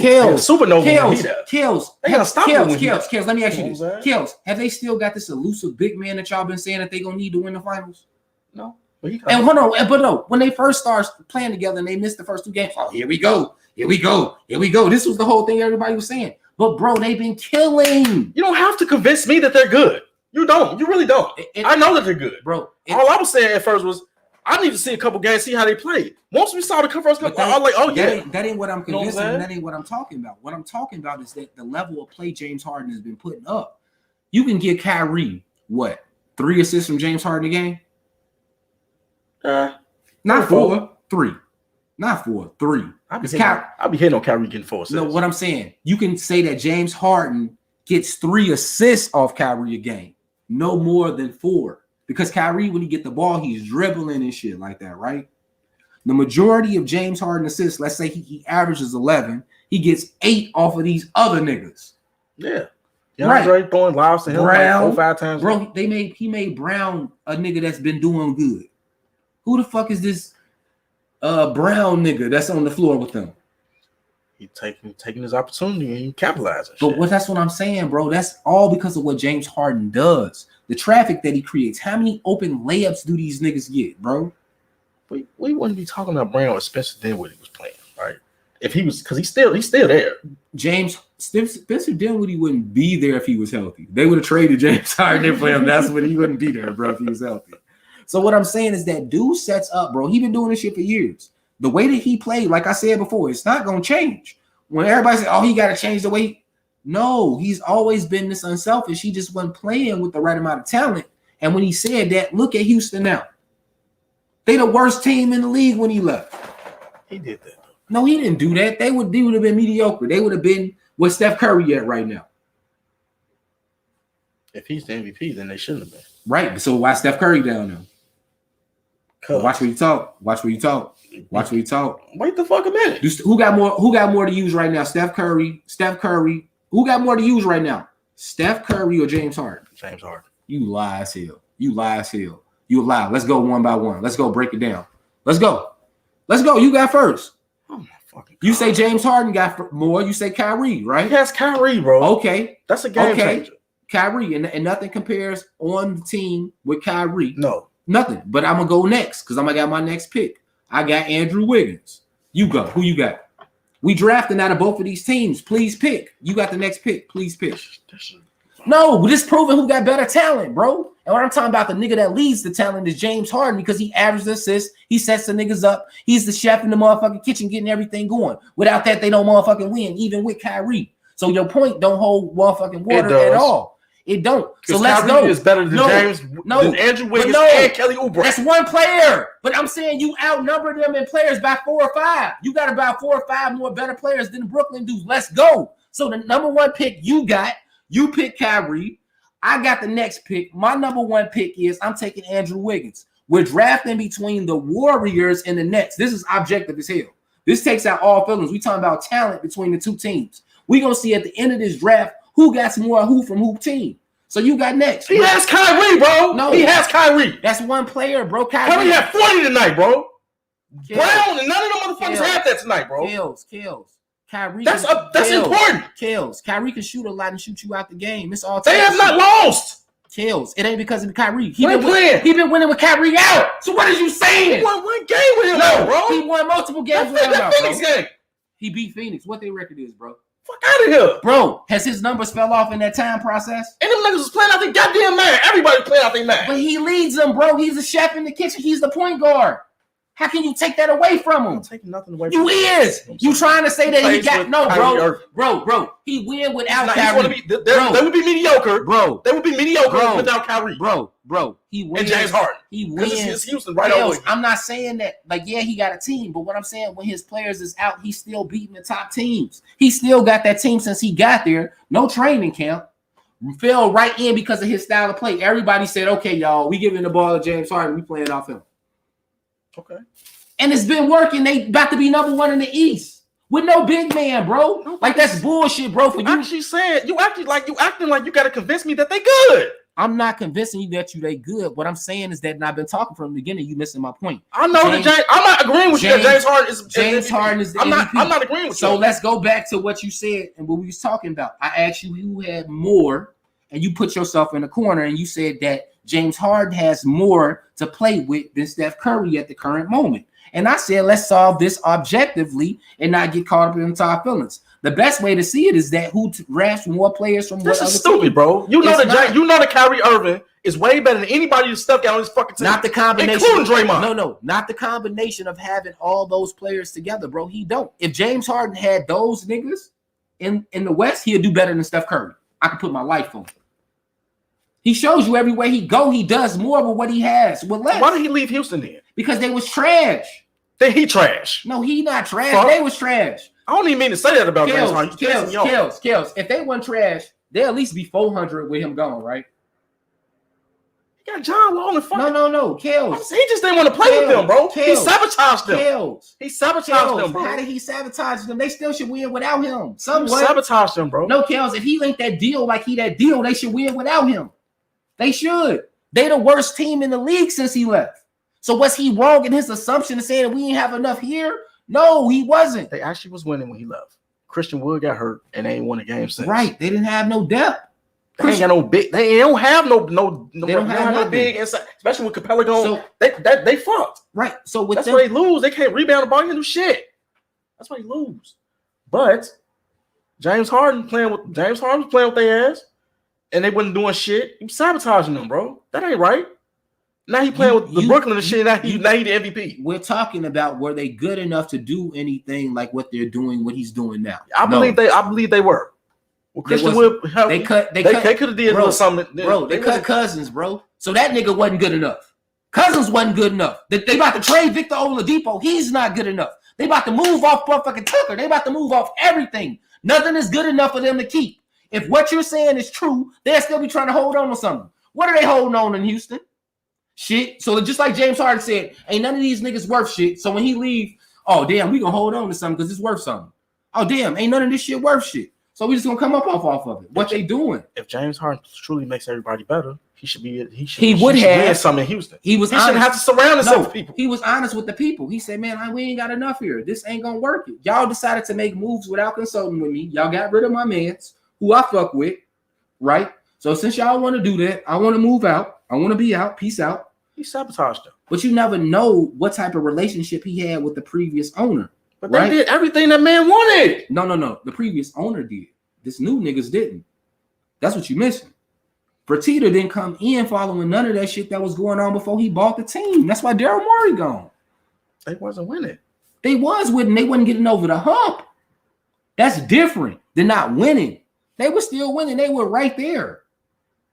And we talk about in the last 5 years that Golden State was the dominant team coming out the West every second year. Who was their number one competition? The Houston fucking Rockets. So that's bullshit. So like for niggas to come in and say, oh yeah, we gonna move off some shit. We sold the team. He got new ownership. He didn't agree to sign a big contract with Fertitta, did he? No. He didn't. He signed it with the organization of how things was at the time. That's what he agreed to at the time. Then some other niggas decided to change their mind, so he don't have the right to change his mind. That's bullshit, bro. He signed a contract. But they did too. When he signed the team contract, the owners was different, and they had different names on the contract. Now he no. You saying that he don't get the MVP just for that bullshit. No. It's not just because of that. No. You moving the goalposts. We're gonna stay right where we at on that. You said that he agreed to a contract, and I said, yeah, he agreed to a contract between certain parties. Those other parties changed their mind, so he can't change his mind. That's bullshit. You saying that the organization parties breached the contract? Yeah, the parties didn't breach contract. They did what they did within the contract. So did he. He didn't breach contract. He didn't. But are you saying this as if the parties breached contract? No, I didn't. I'm saying he did the same thing. No. I'm saying he did the same thing they did. Don't change up what I'm saying. Them niggas switched up. They signed the contract. Say, James Harden, we gonna be your owner. We gonna be your owner throughout these years. We gonna work with you as we try to get this championship. We signed the deal, dotted line. Within that time, with his contract, they decided to sell the team. They didn't tell James Harden that before they signed the contract. They didn't. Okay. It was that serious that James Harden turned down $50 million, bro. He supposed to be this selfish motherfucker and everybody paying all this shit on him and shit about being all about himself. We saw it on the court. Not you. What I'm saying, people paint this picture of him of being selfish and all this stuff. He turned down $50 million. Bro, I got MVP already. I've been in multiple All-Star games. I got Adidas out my ass, all type of shit. I'm just wanting to win the championship. So I'm just gonna play off niggas and do what I do. Yeah, Kyrie kills. That nigga allowed him to. He passed and set him up and do all type of shit. What I'm saying is that when you break down the teams, if we would have did the draft out, then your next picks would have been James Wiseman. That would have been your next pick. It would have been James Wiseman. It would have been nobody on Brooklyn. Your next pick after that would have been probably Draymond Green. It would have been nobody. We can't draft Kevin Durant because he hurt. So he wouldn't have been nobody off Brooklyn. Your next pick after that would have been what? Maybe somebody off Brooklyn? No, because Jeff Green better than motherfucking. You forgot about Jeff Green. Jeff Green better than Draymond Green. You gonna take him on your team? I'm not saying that. Exactly. You got Steph on your team. You got Steph on your team. You know what I'm saying? But you're trying to get into this long, like they got role. It's role players. They some good role players. Because bro. James Harden make that. You know what I'm saying? There's some good fucking role players, and them same role. It was a lot of them role. Couple of role players that was there before then. That was like Joe Harris that was helping them win before James Harden. Kyrie got there. But his job is so much easier now because the only thing he's doing is catching and shooting now. And he more open now because they cause way more conflict. It's just like how Golden State have. How do y'all jump on the bandwagon of Golden State saying they one of the most dangerous teams of all time because they got 3 players on the floor that can cause double teams, and this team got the same shit and it ain't the same look? That makes no fucking sense to me. The only thing that it is niggas before all this shit started. I don't think James Harden and Kyrie and them can play together. I don't think that shit gonna work. Now that they making it work and this shit looking like magic, the greatest offense of all time, which is also still one of the greatest defenses of all time, right? We ain't gonna knock that out. We ain't gonna deflate that like that ain't a point that's anything. One of the worst. But listen, but they still winning behind it because their offense is that great. So this is the same. Hold on, time out. This is the same thing that they said about the Phoenix Suns and why they couldn't win the championship, right? But who blew all that shit out the water, the Golden State Warriors. So that's what I'm saying, bro. These niggas can make it work. They got what it takes. Dude is playing at the MVP level more than anybody else. He does more on the floor than Embiid does. If Embiid don't have somebody on the floor to get him the ball, bro, it's game over. Yeah, they're taking the big man out, which is why what he's doing is even more impressive. But it's not. This big man shouldn't kill right in this day and age. It's not. This game is not. But they should. He's an anomaly right now. I think they should. I think if you good and play in the post and can't nobody fuck with you, Giannis for the longest wasn't trying to shoot threes until it became an issue. Giannis still was 70% in the hole, right? Yeah. Do he pass up that and try to go work on something else if they got other shooters on the team? That's only when they force him into shooting like that do you got to worry about that, right? But you got plenty of counters for that. Just like they did when they wanted to enter the game against the Clippers. They're getting there to understand how to beat like that. And so what I'm saying is that this notion that the niggas in the game now got to play a certain way, they got to play like shoot threes all the time. It's good to have floor spacing, right? But if I got a dominant presence down low, I don't give a fuck if he can space the floor or not. He a dominant presence down low. He gonna fuck you up. You're gonna have to double team that, and he gonna pass it to my open shooters who can really shoot. So I don't need him to shoot. I just need him to be able to score and be a presence. Like I seen a video where Isaiah Thomas talking. That's He not said, MVP word. "Who? That's not MVP word. Just to be James on the floor. James Harden does more than that by being on the floor. He does. He does exactly what I'm talking about, but from the point guard position. And he also lights your ass off of points. So like the defensive side of it, yeah, right. But like you say, he got Kyrie Irving on the floor with him, right? Mm-hmm. Who is the leading candidates for defensive player of the year? Give me your top three. Defensive player of the year? Yeah, it's your top three defensive player of the year. I would say Ben Simmons. Ben Simmons. That's just like equivalent to having Kyrie. So that's what I brought it up for. Yeah, I mean, because that's what they're saying. Right. Just because Kyrie scored, Ben Simmons is the equivalent of playing defense and running the offense and all that. That's why I don't say he weak. Because playing defense like that, bro, he played defense. But finish on because I think Thyre will play defense better than Ben Simmons does. Okay, but finish on with your player of the year, your defensive player of the year though. Ben Simmons. You gotta go with Draymond. I'm still fucking with Draymond. I've sat over Gobert and Embiid. I've sat here and watched Draymond over Gobert and Embiid. I've sat here and watched Draymond. That's what I'm telling you. Right. I've sat here and watched Draymond so multiple fucking games, and whoever Draymond be sticking, don't be scoring. Third person. I'm trying to get to the third person. So that's what you got. I'm not trying to knock what you're saying. I'm asking you the third person because it's Joel Embiid and Gobert. So over Embiid because people got Embiid up there too. I don't believe Embiid is doing enough defensively. He rebounded like he is rebounding as of late, but that's not crazy. Really right. I'm saying this is like the past 10 games, but he wasn't doing that at first. His impact is still predicated like what they're doing. That's why he rising up because he's rebounding and shit. They're playing deep. Their wins is pretty much more predicated off the defense that they're playing, right? Yeah. Ben Simmons is a heavy part of that, right? Yeah, they got defenders. They showed it tonight. No, I'm saying, and that's the team or whatever. And he the anchor of the defensive end, and so people putting him in consideration for MVP, right? Switch that. Defense player of the year. Okay. No, I'm saying Ben Simmons is for defensive player of the year. Oh, yeah. Right. But he plays with the person that they're considering for MVP. No one is considering Kyrie for no award this year at all. At all. So no award at all. Not like Ben Simmons. Ben Simmons is more productive on the court right now in their situation for what they do than what Kyrie is. Brooklyn can win without Kyrie. They can win without Kyrie. They showed it, bro. If they can win championship without Kyrie? No one said that they can win a championship without Kyrie. We talking about right now. We talking about the MVP. This is a regular season award. We're not. How many games they gonna win without Kyrie, bro? Bro, he showed. You just said they can win without Kyrie. How many games they gonna win without Kyrie? That's something totally different than what you're getting down to. The point is, they're not gonna have to do that. What I'm saying is, gonna be able to sustain that. That's all I'm saying. Do you understand the point I'm trying to make? I do understand. They just what's the point I'm trying to make? That James Harden. Look. You believe that James Harden is the MVP because he does more? No. I'm going to what you was talking about. I'm going what you was talking about. You brought up Kyrie fucking Irving, right? Yes. And then you said sustain it. You said they could just win. No. You said they could win. I'm saying, you brought up. You say James Harden is not all this. No. What I'm saying, you saying that James Harden not for MVP is Kyrie Irving. Yes. I'm saying that he gets more. Ben Simmons is more for Joel Embiid than what Kyrie Irving is for James Harden. So how the fuck can you give it to Embiid when he got more help than what James Harden has? Kevin Durant out, right? Temporarily. Kyrie been in and out, right? Not even so much being hurt, just for some loose shit in his head or whatever the case may be, right? James Harden had to get dropped into a whole nother thing that he didn't know nothing about. He was familiar with it, the assistant coach, but nothing else that he was familiar with, right? Okay. Boom. Versus niggas who've been playing together for years. Right? Got a GM, right? And then Ben Simmons is playing out of his mind, not on the offensive side for the first part of the year, but defensively, he's been playing out of his mind this whole year. So, like, you get more help on that side. They got Seth. They team, like, player for player. If we did a draft between them two teams, you're going to pick more Philadelphia players than you're going to pick off fucking Brooklyn. There's more in Philly. Daryl Morey did a great fucking job.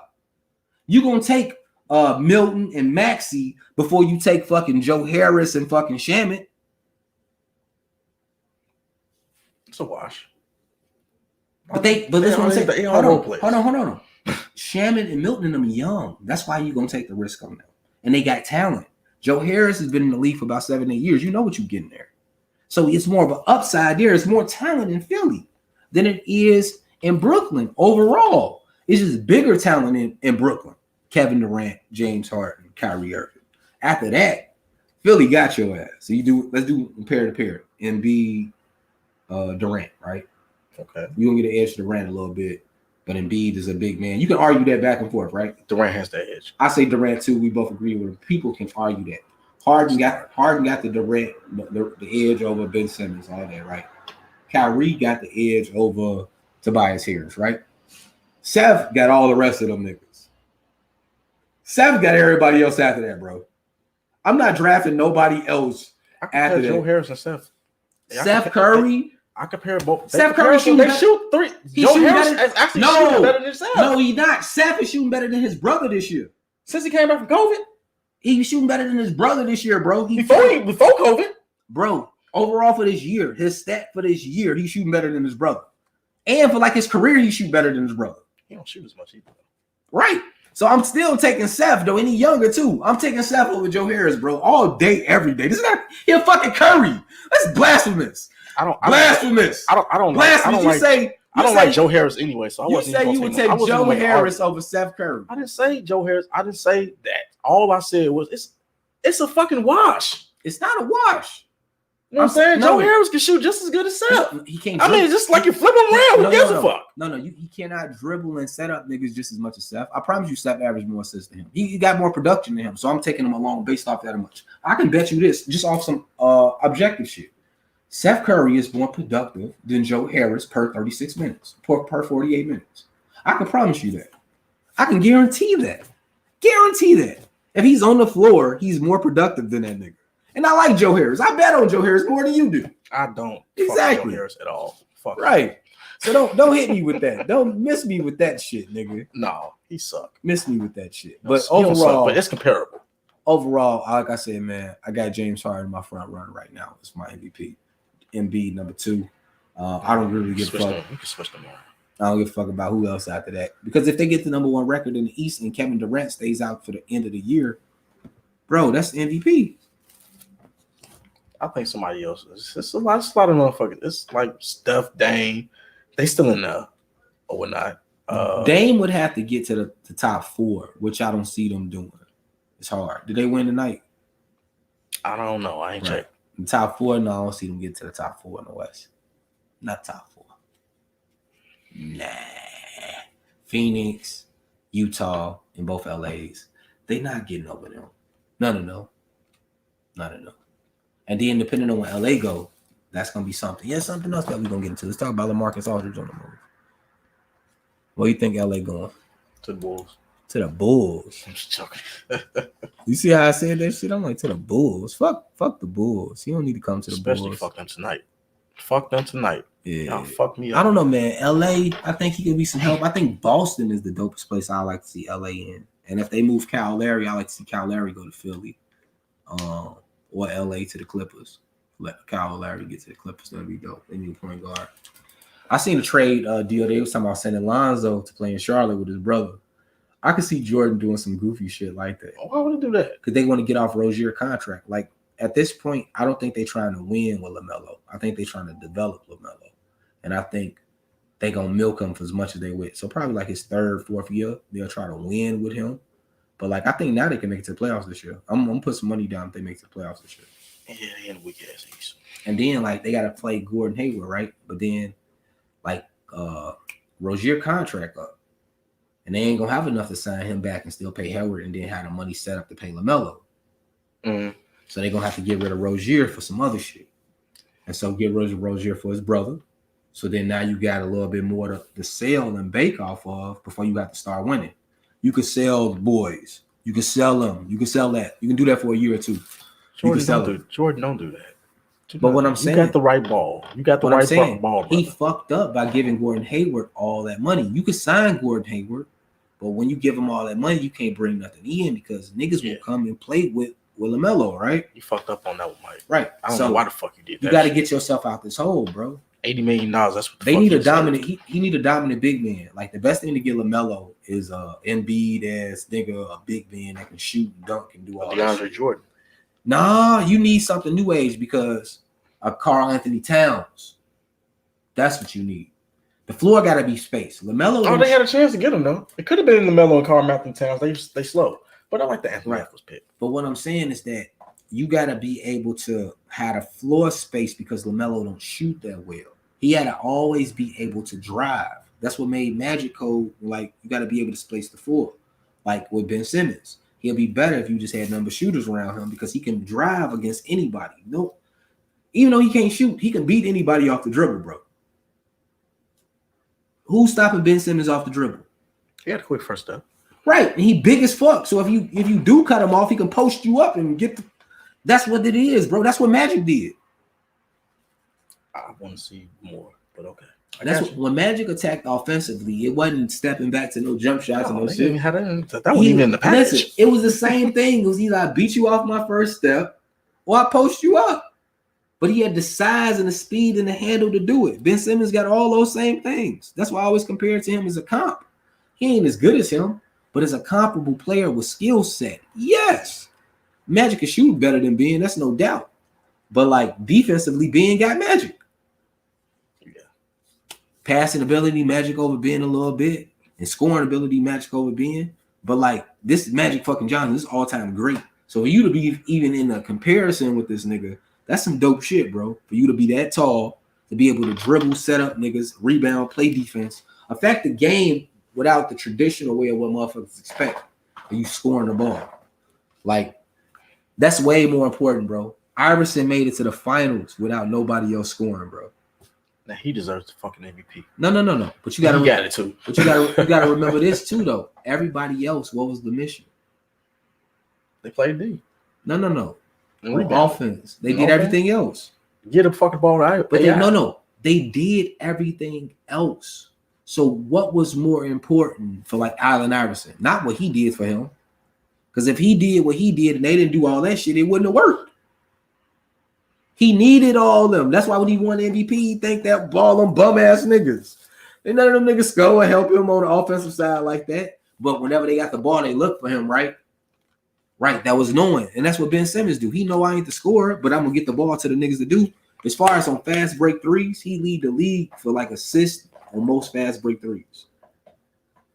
So what that mean? He getting out on that motherfucker, he gone, and niggas know, like, I get in the spot, he gonna get it to me. So, like, that's a whole nother level to the game, bro. It's like, that's top tier. Like, that is, because that's what niggas do when they go play with LeBron. They run and get to their spot. Like, oh, let me get over, nigga, give me the ball. Right. It's different from then a nigga like, oh, we can rely on him just to score. It's a different style of play. Don't mean it ain't just as good. But, yeah, I think Joker and them still up there. LeBron still up there. Man, I forgot about Joker. How the fuck I forget about that? It's a lot of names though, but man, I think I can't get past Harden though, bro. Like that shit just is what it is, bro. I've been betting on him, been hitting like a motherfucker. He got like 6 triple-doubles, 6, 7 triple-doubles. Yeah. Shit. Run that shit. Nets. So yeah, what we got last? Anything else? I think that's it. Oh no. We got one more thing.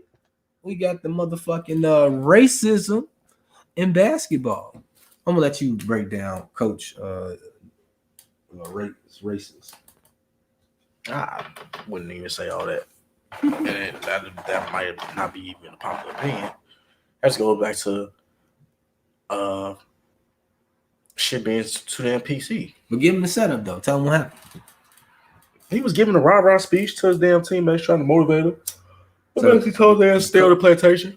Coach, so many words. Yeah, Coach McDermott trying to preach unity to the team and all that type of shit. Yeah. Wrong way of saying the shit, I guess. I mean, but they made a big deal out of it. It's more about symbolism than anything. Motherfuckers know he's a great coach. He does his thing. Creighton wins every goddamn year. I don't feel like he was being racist when he said the shit.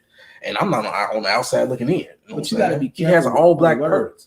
Yeah, you got to be good. Damn, that's what I'm saying. You have to tiptoe around every goddamn thing that you say right now because somebody's fucking hurt and offended. If I'm talking to a whole bunch, I don't think that he was saying. I'm just saying. I don't think that he was being racist to them when. And then I know it's an unpopular opinion, but I don't think he was being racist to them. You know what I'm saying? When he was with the plantation comments, if he in the context of what he was trying to do. Mm-hmm. You know what I'm saying? Now he may need to educate himself on how he could word that shit better. But in the context of what he's trying to do and all this, like they doing the fucking most. They don't suspended the man, all type of shit, let him come back. But damn, like I don't think it was anything malicious behind what he was doing. So, and like I said, I know it's an unpopular opinion. Tell him, hey, you don't need to say it like that, and let the man live. You know what I'm saying? Like, damn. I've never heard of him having a history of being racist. Shit. First time I ever heard of this shit. I think that speaks more to like insensitivities. And I think like right now, like you say, it's a heightened time of people being super sensitive.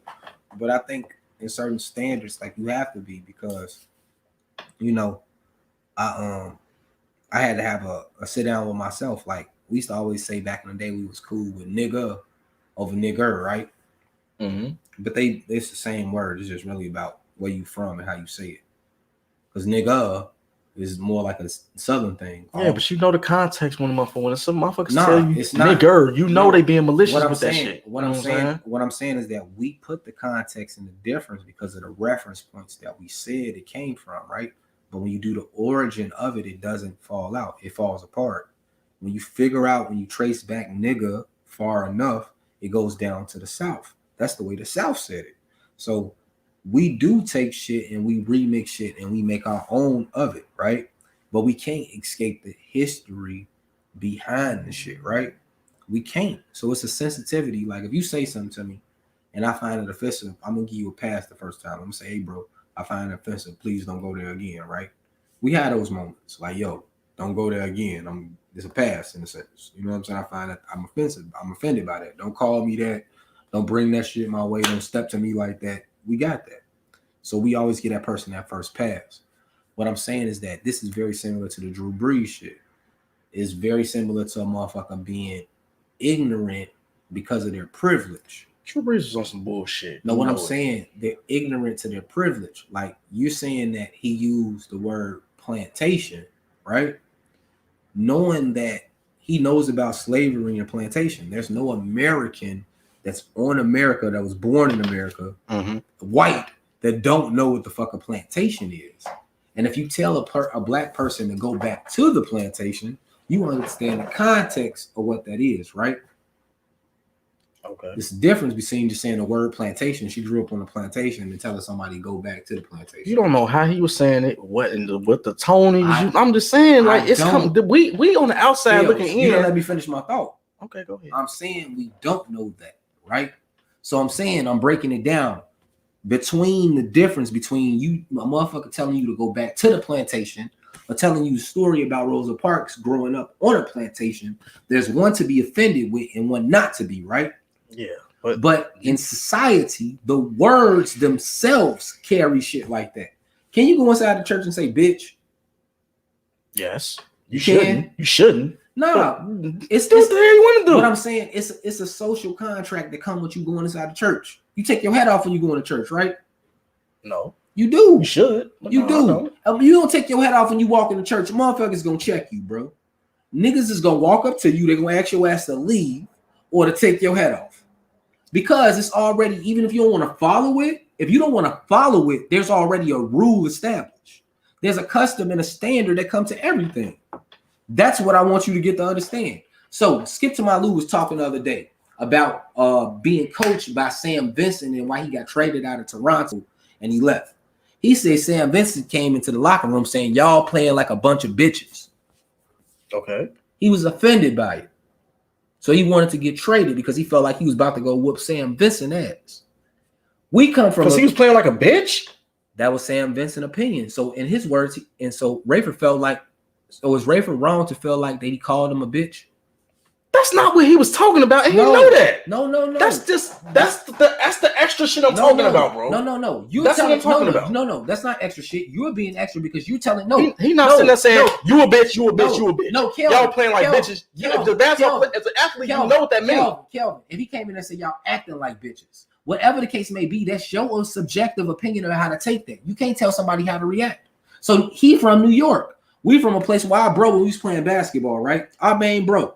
A nigga say, boy, get your goofy ass out of here. Bro stopped the game and was ready to whoop this nigga ass. Could I tell bro he was wrong? No. I told the nigga that called him goofy, hey, bro, you can't fuck with him like that. You can't play with him like that, bro. He don't play that shit. Because that's straight. This is you a goofy. But that's the same thing. That's the same thing. Like you coming straight at me like you a goofy. Like but that's the same. Now we gotta take it. But no, that's the same thing as Rayford Office saying y'all playing like some bitches. See, that's the equivalent to what you saying. You taking the difference because he's saying playing like. Rayford Office saying fuck that playing like nigga. You calling me a bitch, nigga. Fuck that. Don't use that shit in context with me, nigga, at all.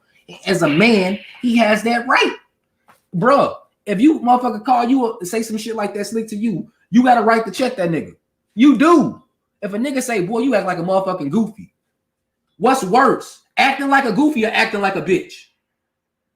What's worse? A nigga tell you acting like a goofy or you acting like a bitch?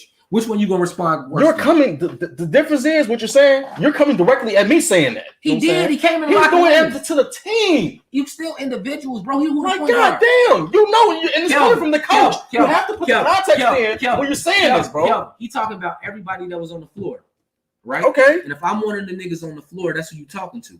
So fuck everybody else. I was on the floor and you talking to me. I don't give a fuck if you directed it to the team. You saying y'all. Y'all included with you. You all, right? So it's you first, nigga. That's a nigga calling you a bitch in a way. So what I'm saying, that's the way you taking it. No, that's the way the nigga calling you a bitch. The motherfucker calling you a bitch, they call you a bitch. Nah, bro. And you handle it right. What I'm saying, bro. You handle it, bro. As that. He did at that moment. He checked his ass right in the moment. He checked Sam Mitchell right in the moment. Did Sam Mitchell want any smoke? No. So that's what I'm saying. But it was all predicated off the energy that Sam Mitchell brought in. He thought he was gonna get a rah-rah up by calling niggas bitch. So what he intended to happen got disrupted because there were sensitivities in the room. They got a thing called read the room, right? It's important that you understand how to read the room. And that's the same thing with this. You got to know how to read the room. You're in charge. You're the coach. Everything that come out your mouth is the final say. Period. So yeah, you got players that's gonna feel a certain type of way. Like, damn, bro, you ain't. I know you probably not connected. Now we gotta have whole race relations and all this shit and all this other goofy shit. That's just what it is. Just like Miles Leonard. Miles Leonard came out and called the nigga, just slipped on the tongue because he was on some new age shit and just said the word kite or whatever, not knowing the definition behind it and how offensive it was. And that shit fucked up his thing. You can see the call. I got the picture of him getting the call. Nigga, look at the nigga. He said the shit with no problem, but look at his face on this call. He worried now. Why he worried now? All them endorsements gone. Twitch gone. All the shit he was making money and all the shit he was doing, all shit he was building, all gone. Why? Because those motherfucking companies that got a bottom line worried about have the right to separate themselves from this nigga because he was looked at as being a racist. We may not agree at it because he made a mistake and said a word like you said the coach did. He didn't understand. He was caught into the moment or whatever. But you got to be sensitive, and this is the most important thing. Now I take this a little differently than how? Wait. Because even literally, whatever from malicious. Wait, from what we was, it was more. This is how. Well, if it wasn't malicious, it was insensitive. Both of them was insensitive. Even if it was ignorance being insensitive, and the ultimate thing everybody was speaking back to is that you niggas got white privilege, and that's why this shit is like that. If Myers Leonard was good, nobody. Come on, man. It's because he sit at the end of the fucking bench and ain't playing, and motherfuckers gonna use him as an example. Let me ask you this: did Nick Cannon call a nigga a kite or a spick or whatever the fuck word that he used? Did Nick Cannon say anything remotely offensive like what the fuck Myles Leonard said? No. And didn't Nick Cannon lose everything? He got it back. But what I'm saying, he lost everything. Fuck, he got it back. That's because they knew that they was losing money without him. But at the beginning and the onset, they didn't wait and see no type of deliberation or nothing. They got rid of Nick Cannon. That's because that's what they was doing. They was protecting their bottom line. He was black. They was fucking. They got rid of it. But we see with Papa John's. We see with the coach at Creighton. We see with Myles Leonard. Ain't none of these niggas lost it all. None of them lost it all. Myles Leonard just suspended. His shit gonna come back. All that shit gonna come back, bro. Mm-hmm. Coach at Creighton, he ain't lose it all. All his shit gonna come back. But Nick Cannon, he had to go through all that shit, and these niggas just had a little scare. What we saying is that they want Nick Cannon to be sensitive over Jewish shit, right? Mm-hmm. But niggas ain't being sensitive over black shit like that. They not canceling niggas with the cancel culture. Exactly. The same way. Which is why I don't even understand why we even get this shit no energy. Like, real talk. Why we like? But I think it's more of an onus to me to say that Miles Leonard was the same motherfucker. The same motherfucker. I ain't got the picture up that was standing up in the national anthem at the motherfucking Black Lives Matter shit. This nigga, bro. So like, no, I don't want to hear that. That's how he felt. But what I'm I saying, don't give a fuck. What you I'm saying ain't with us, fuck you. What I'm saying is that his privilege has been out there, right? So if that's the case, and that's how you feel, Donald Sterling should still have his team. Because it's the same level of being fucked up. It's the same level. If the players don't want to play for you, he called his players that. Though. But we don't know on his team who don't want to play with Miles Leonard and shit. Like, what I'm saying is that they got rid of Donald Sterling. Like, they got rid of him. The optics was bad. Right, and it's the same thing now, man. It's optics. Same thing now. I think good. I think you should, like, Edelman, what's his name? Julian Edelman wrote a letter to him talking about he want to talk to him. Even before then, like be doing that all the time. Like, right, he did that before Deshaun Jackson, but that's what you do, and I think that's the same thing now, like with the coach. Like, bro, like you gotta educate yourself about sensitivities. Like, you understand is that we want reparations, right? Nice. If you don't understand sensitivities, niggas ain't gonna agree with reparations, bro. They're gonna fight that tooth and nail. If they don't have sensitivities and understand what motherfuckers been through and understand some type of sympathy for the person and have empathy and say, damn, I didn't know y'all went through that. Like, they'll need to know. You didn't know we was slaves? They don't know because that's not their reality, right? So, like, we got it good, right? But people that's in third world countries compared to us, we know, we think about it right now, like, damn, it is a big difference. Mm-hmm. Like, if we sit back and we look at how privileged we is, like in certain countries where the motherfuckers get bombed every day in front of their houses and shit, we got shootings, but we still look at that like, woo, we know what blocks, right? Like, we know what blocks not to go on, but these niggas got bombs coming through the fucking ceiling and shit. So I think, bro, it's just all about perspective and how we look it out. But yeah, man, it's pretty much a wrap for the night. You got anything else, bro? No, I'm cool. Yeah, I think we had a good discussion today. Man, it's pretty good, man. Yeah, pretty good. We'll catch y'all next week. How y'all feel? Like, share, subscribe, comment. Sure. Let us know throughout the week what y'all want to hear. What content we can bring to y'all. You know what I'm saying? Like, definitely we listening. For sure. We love y'all. Peace out.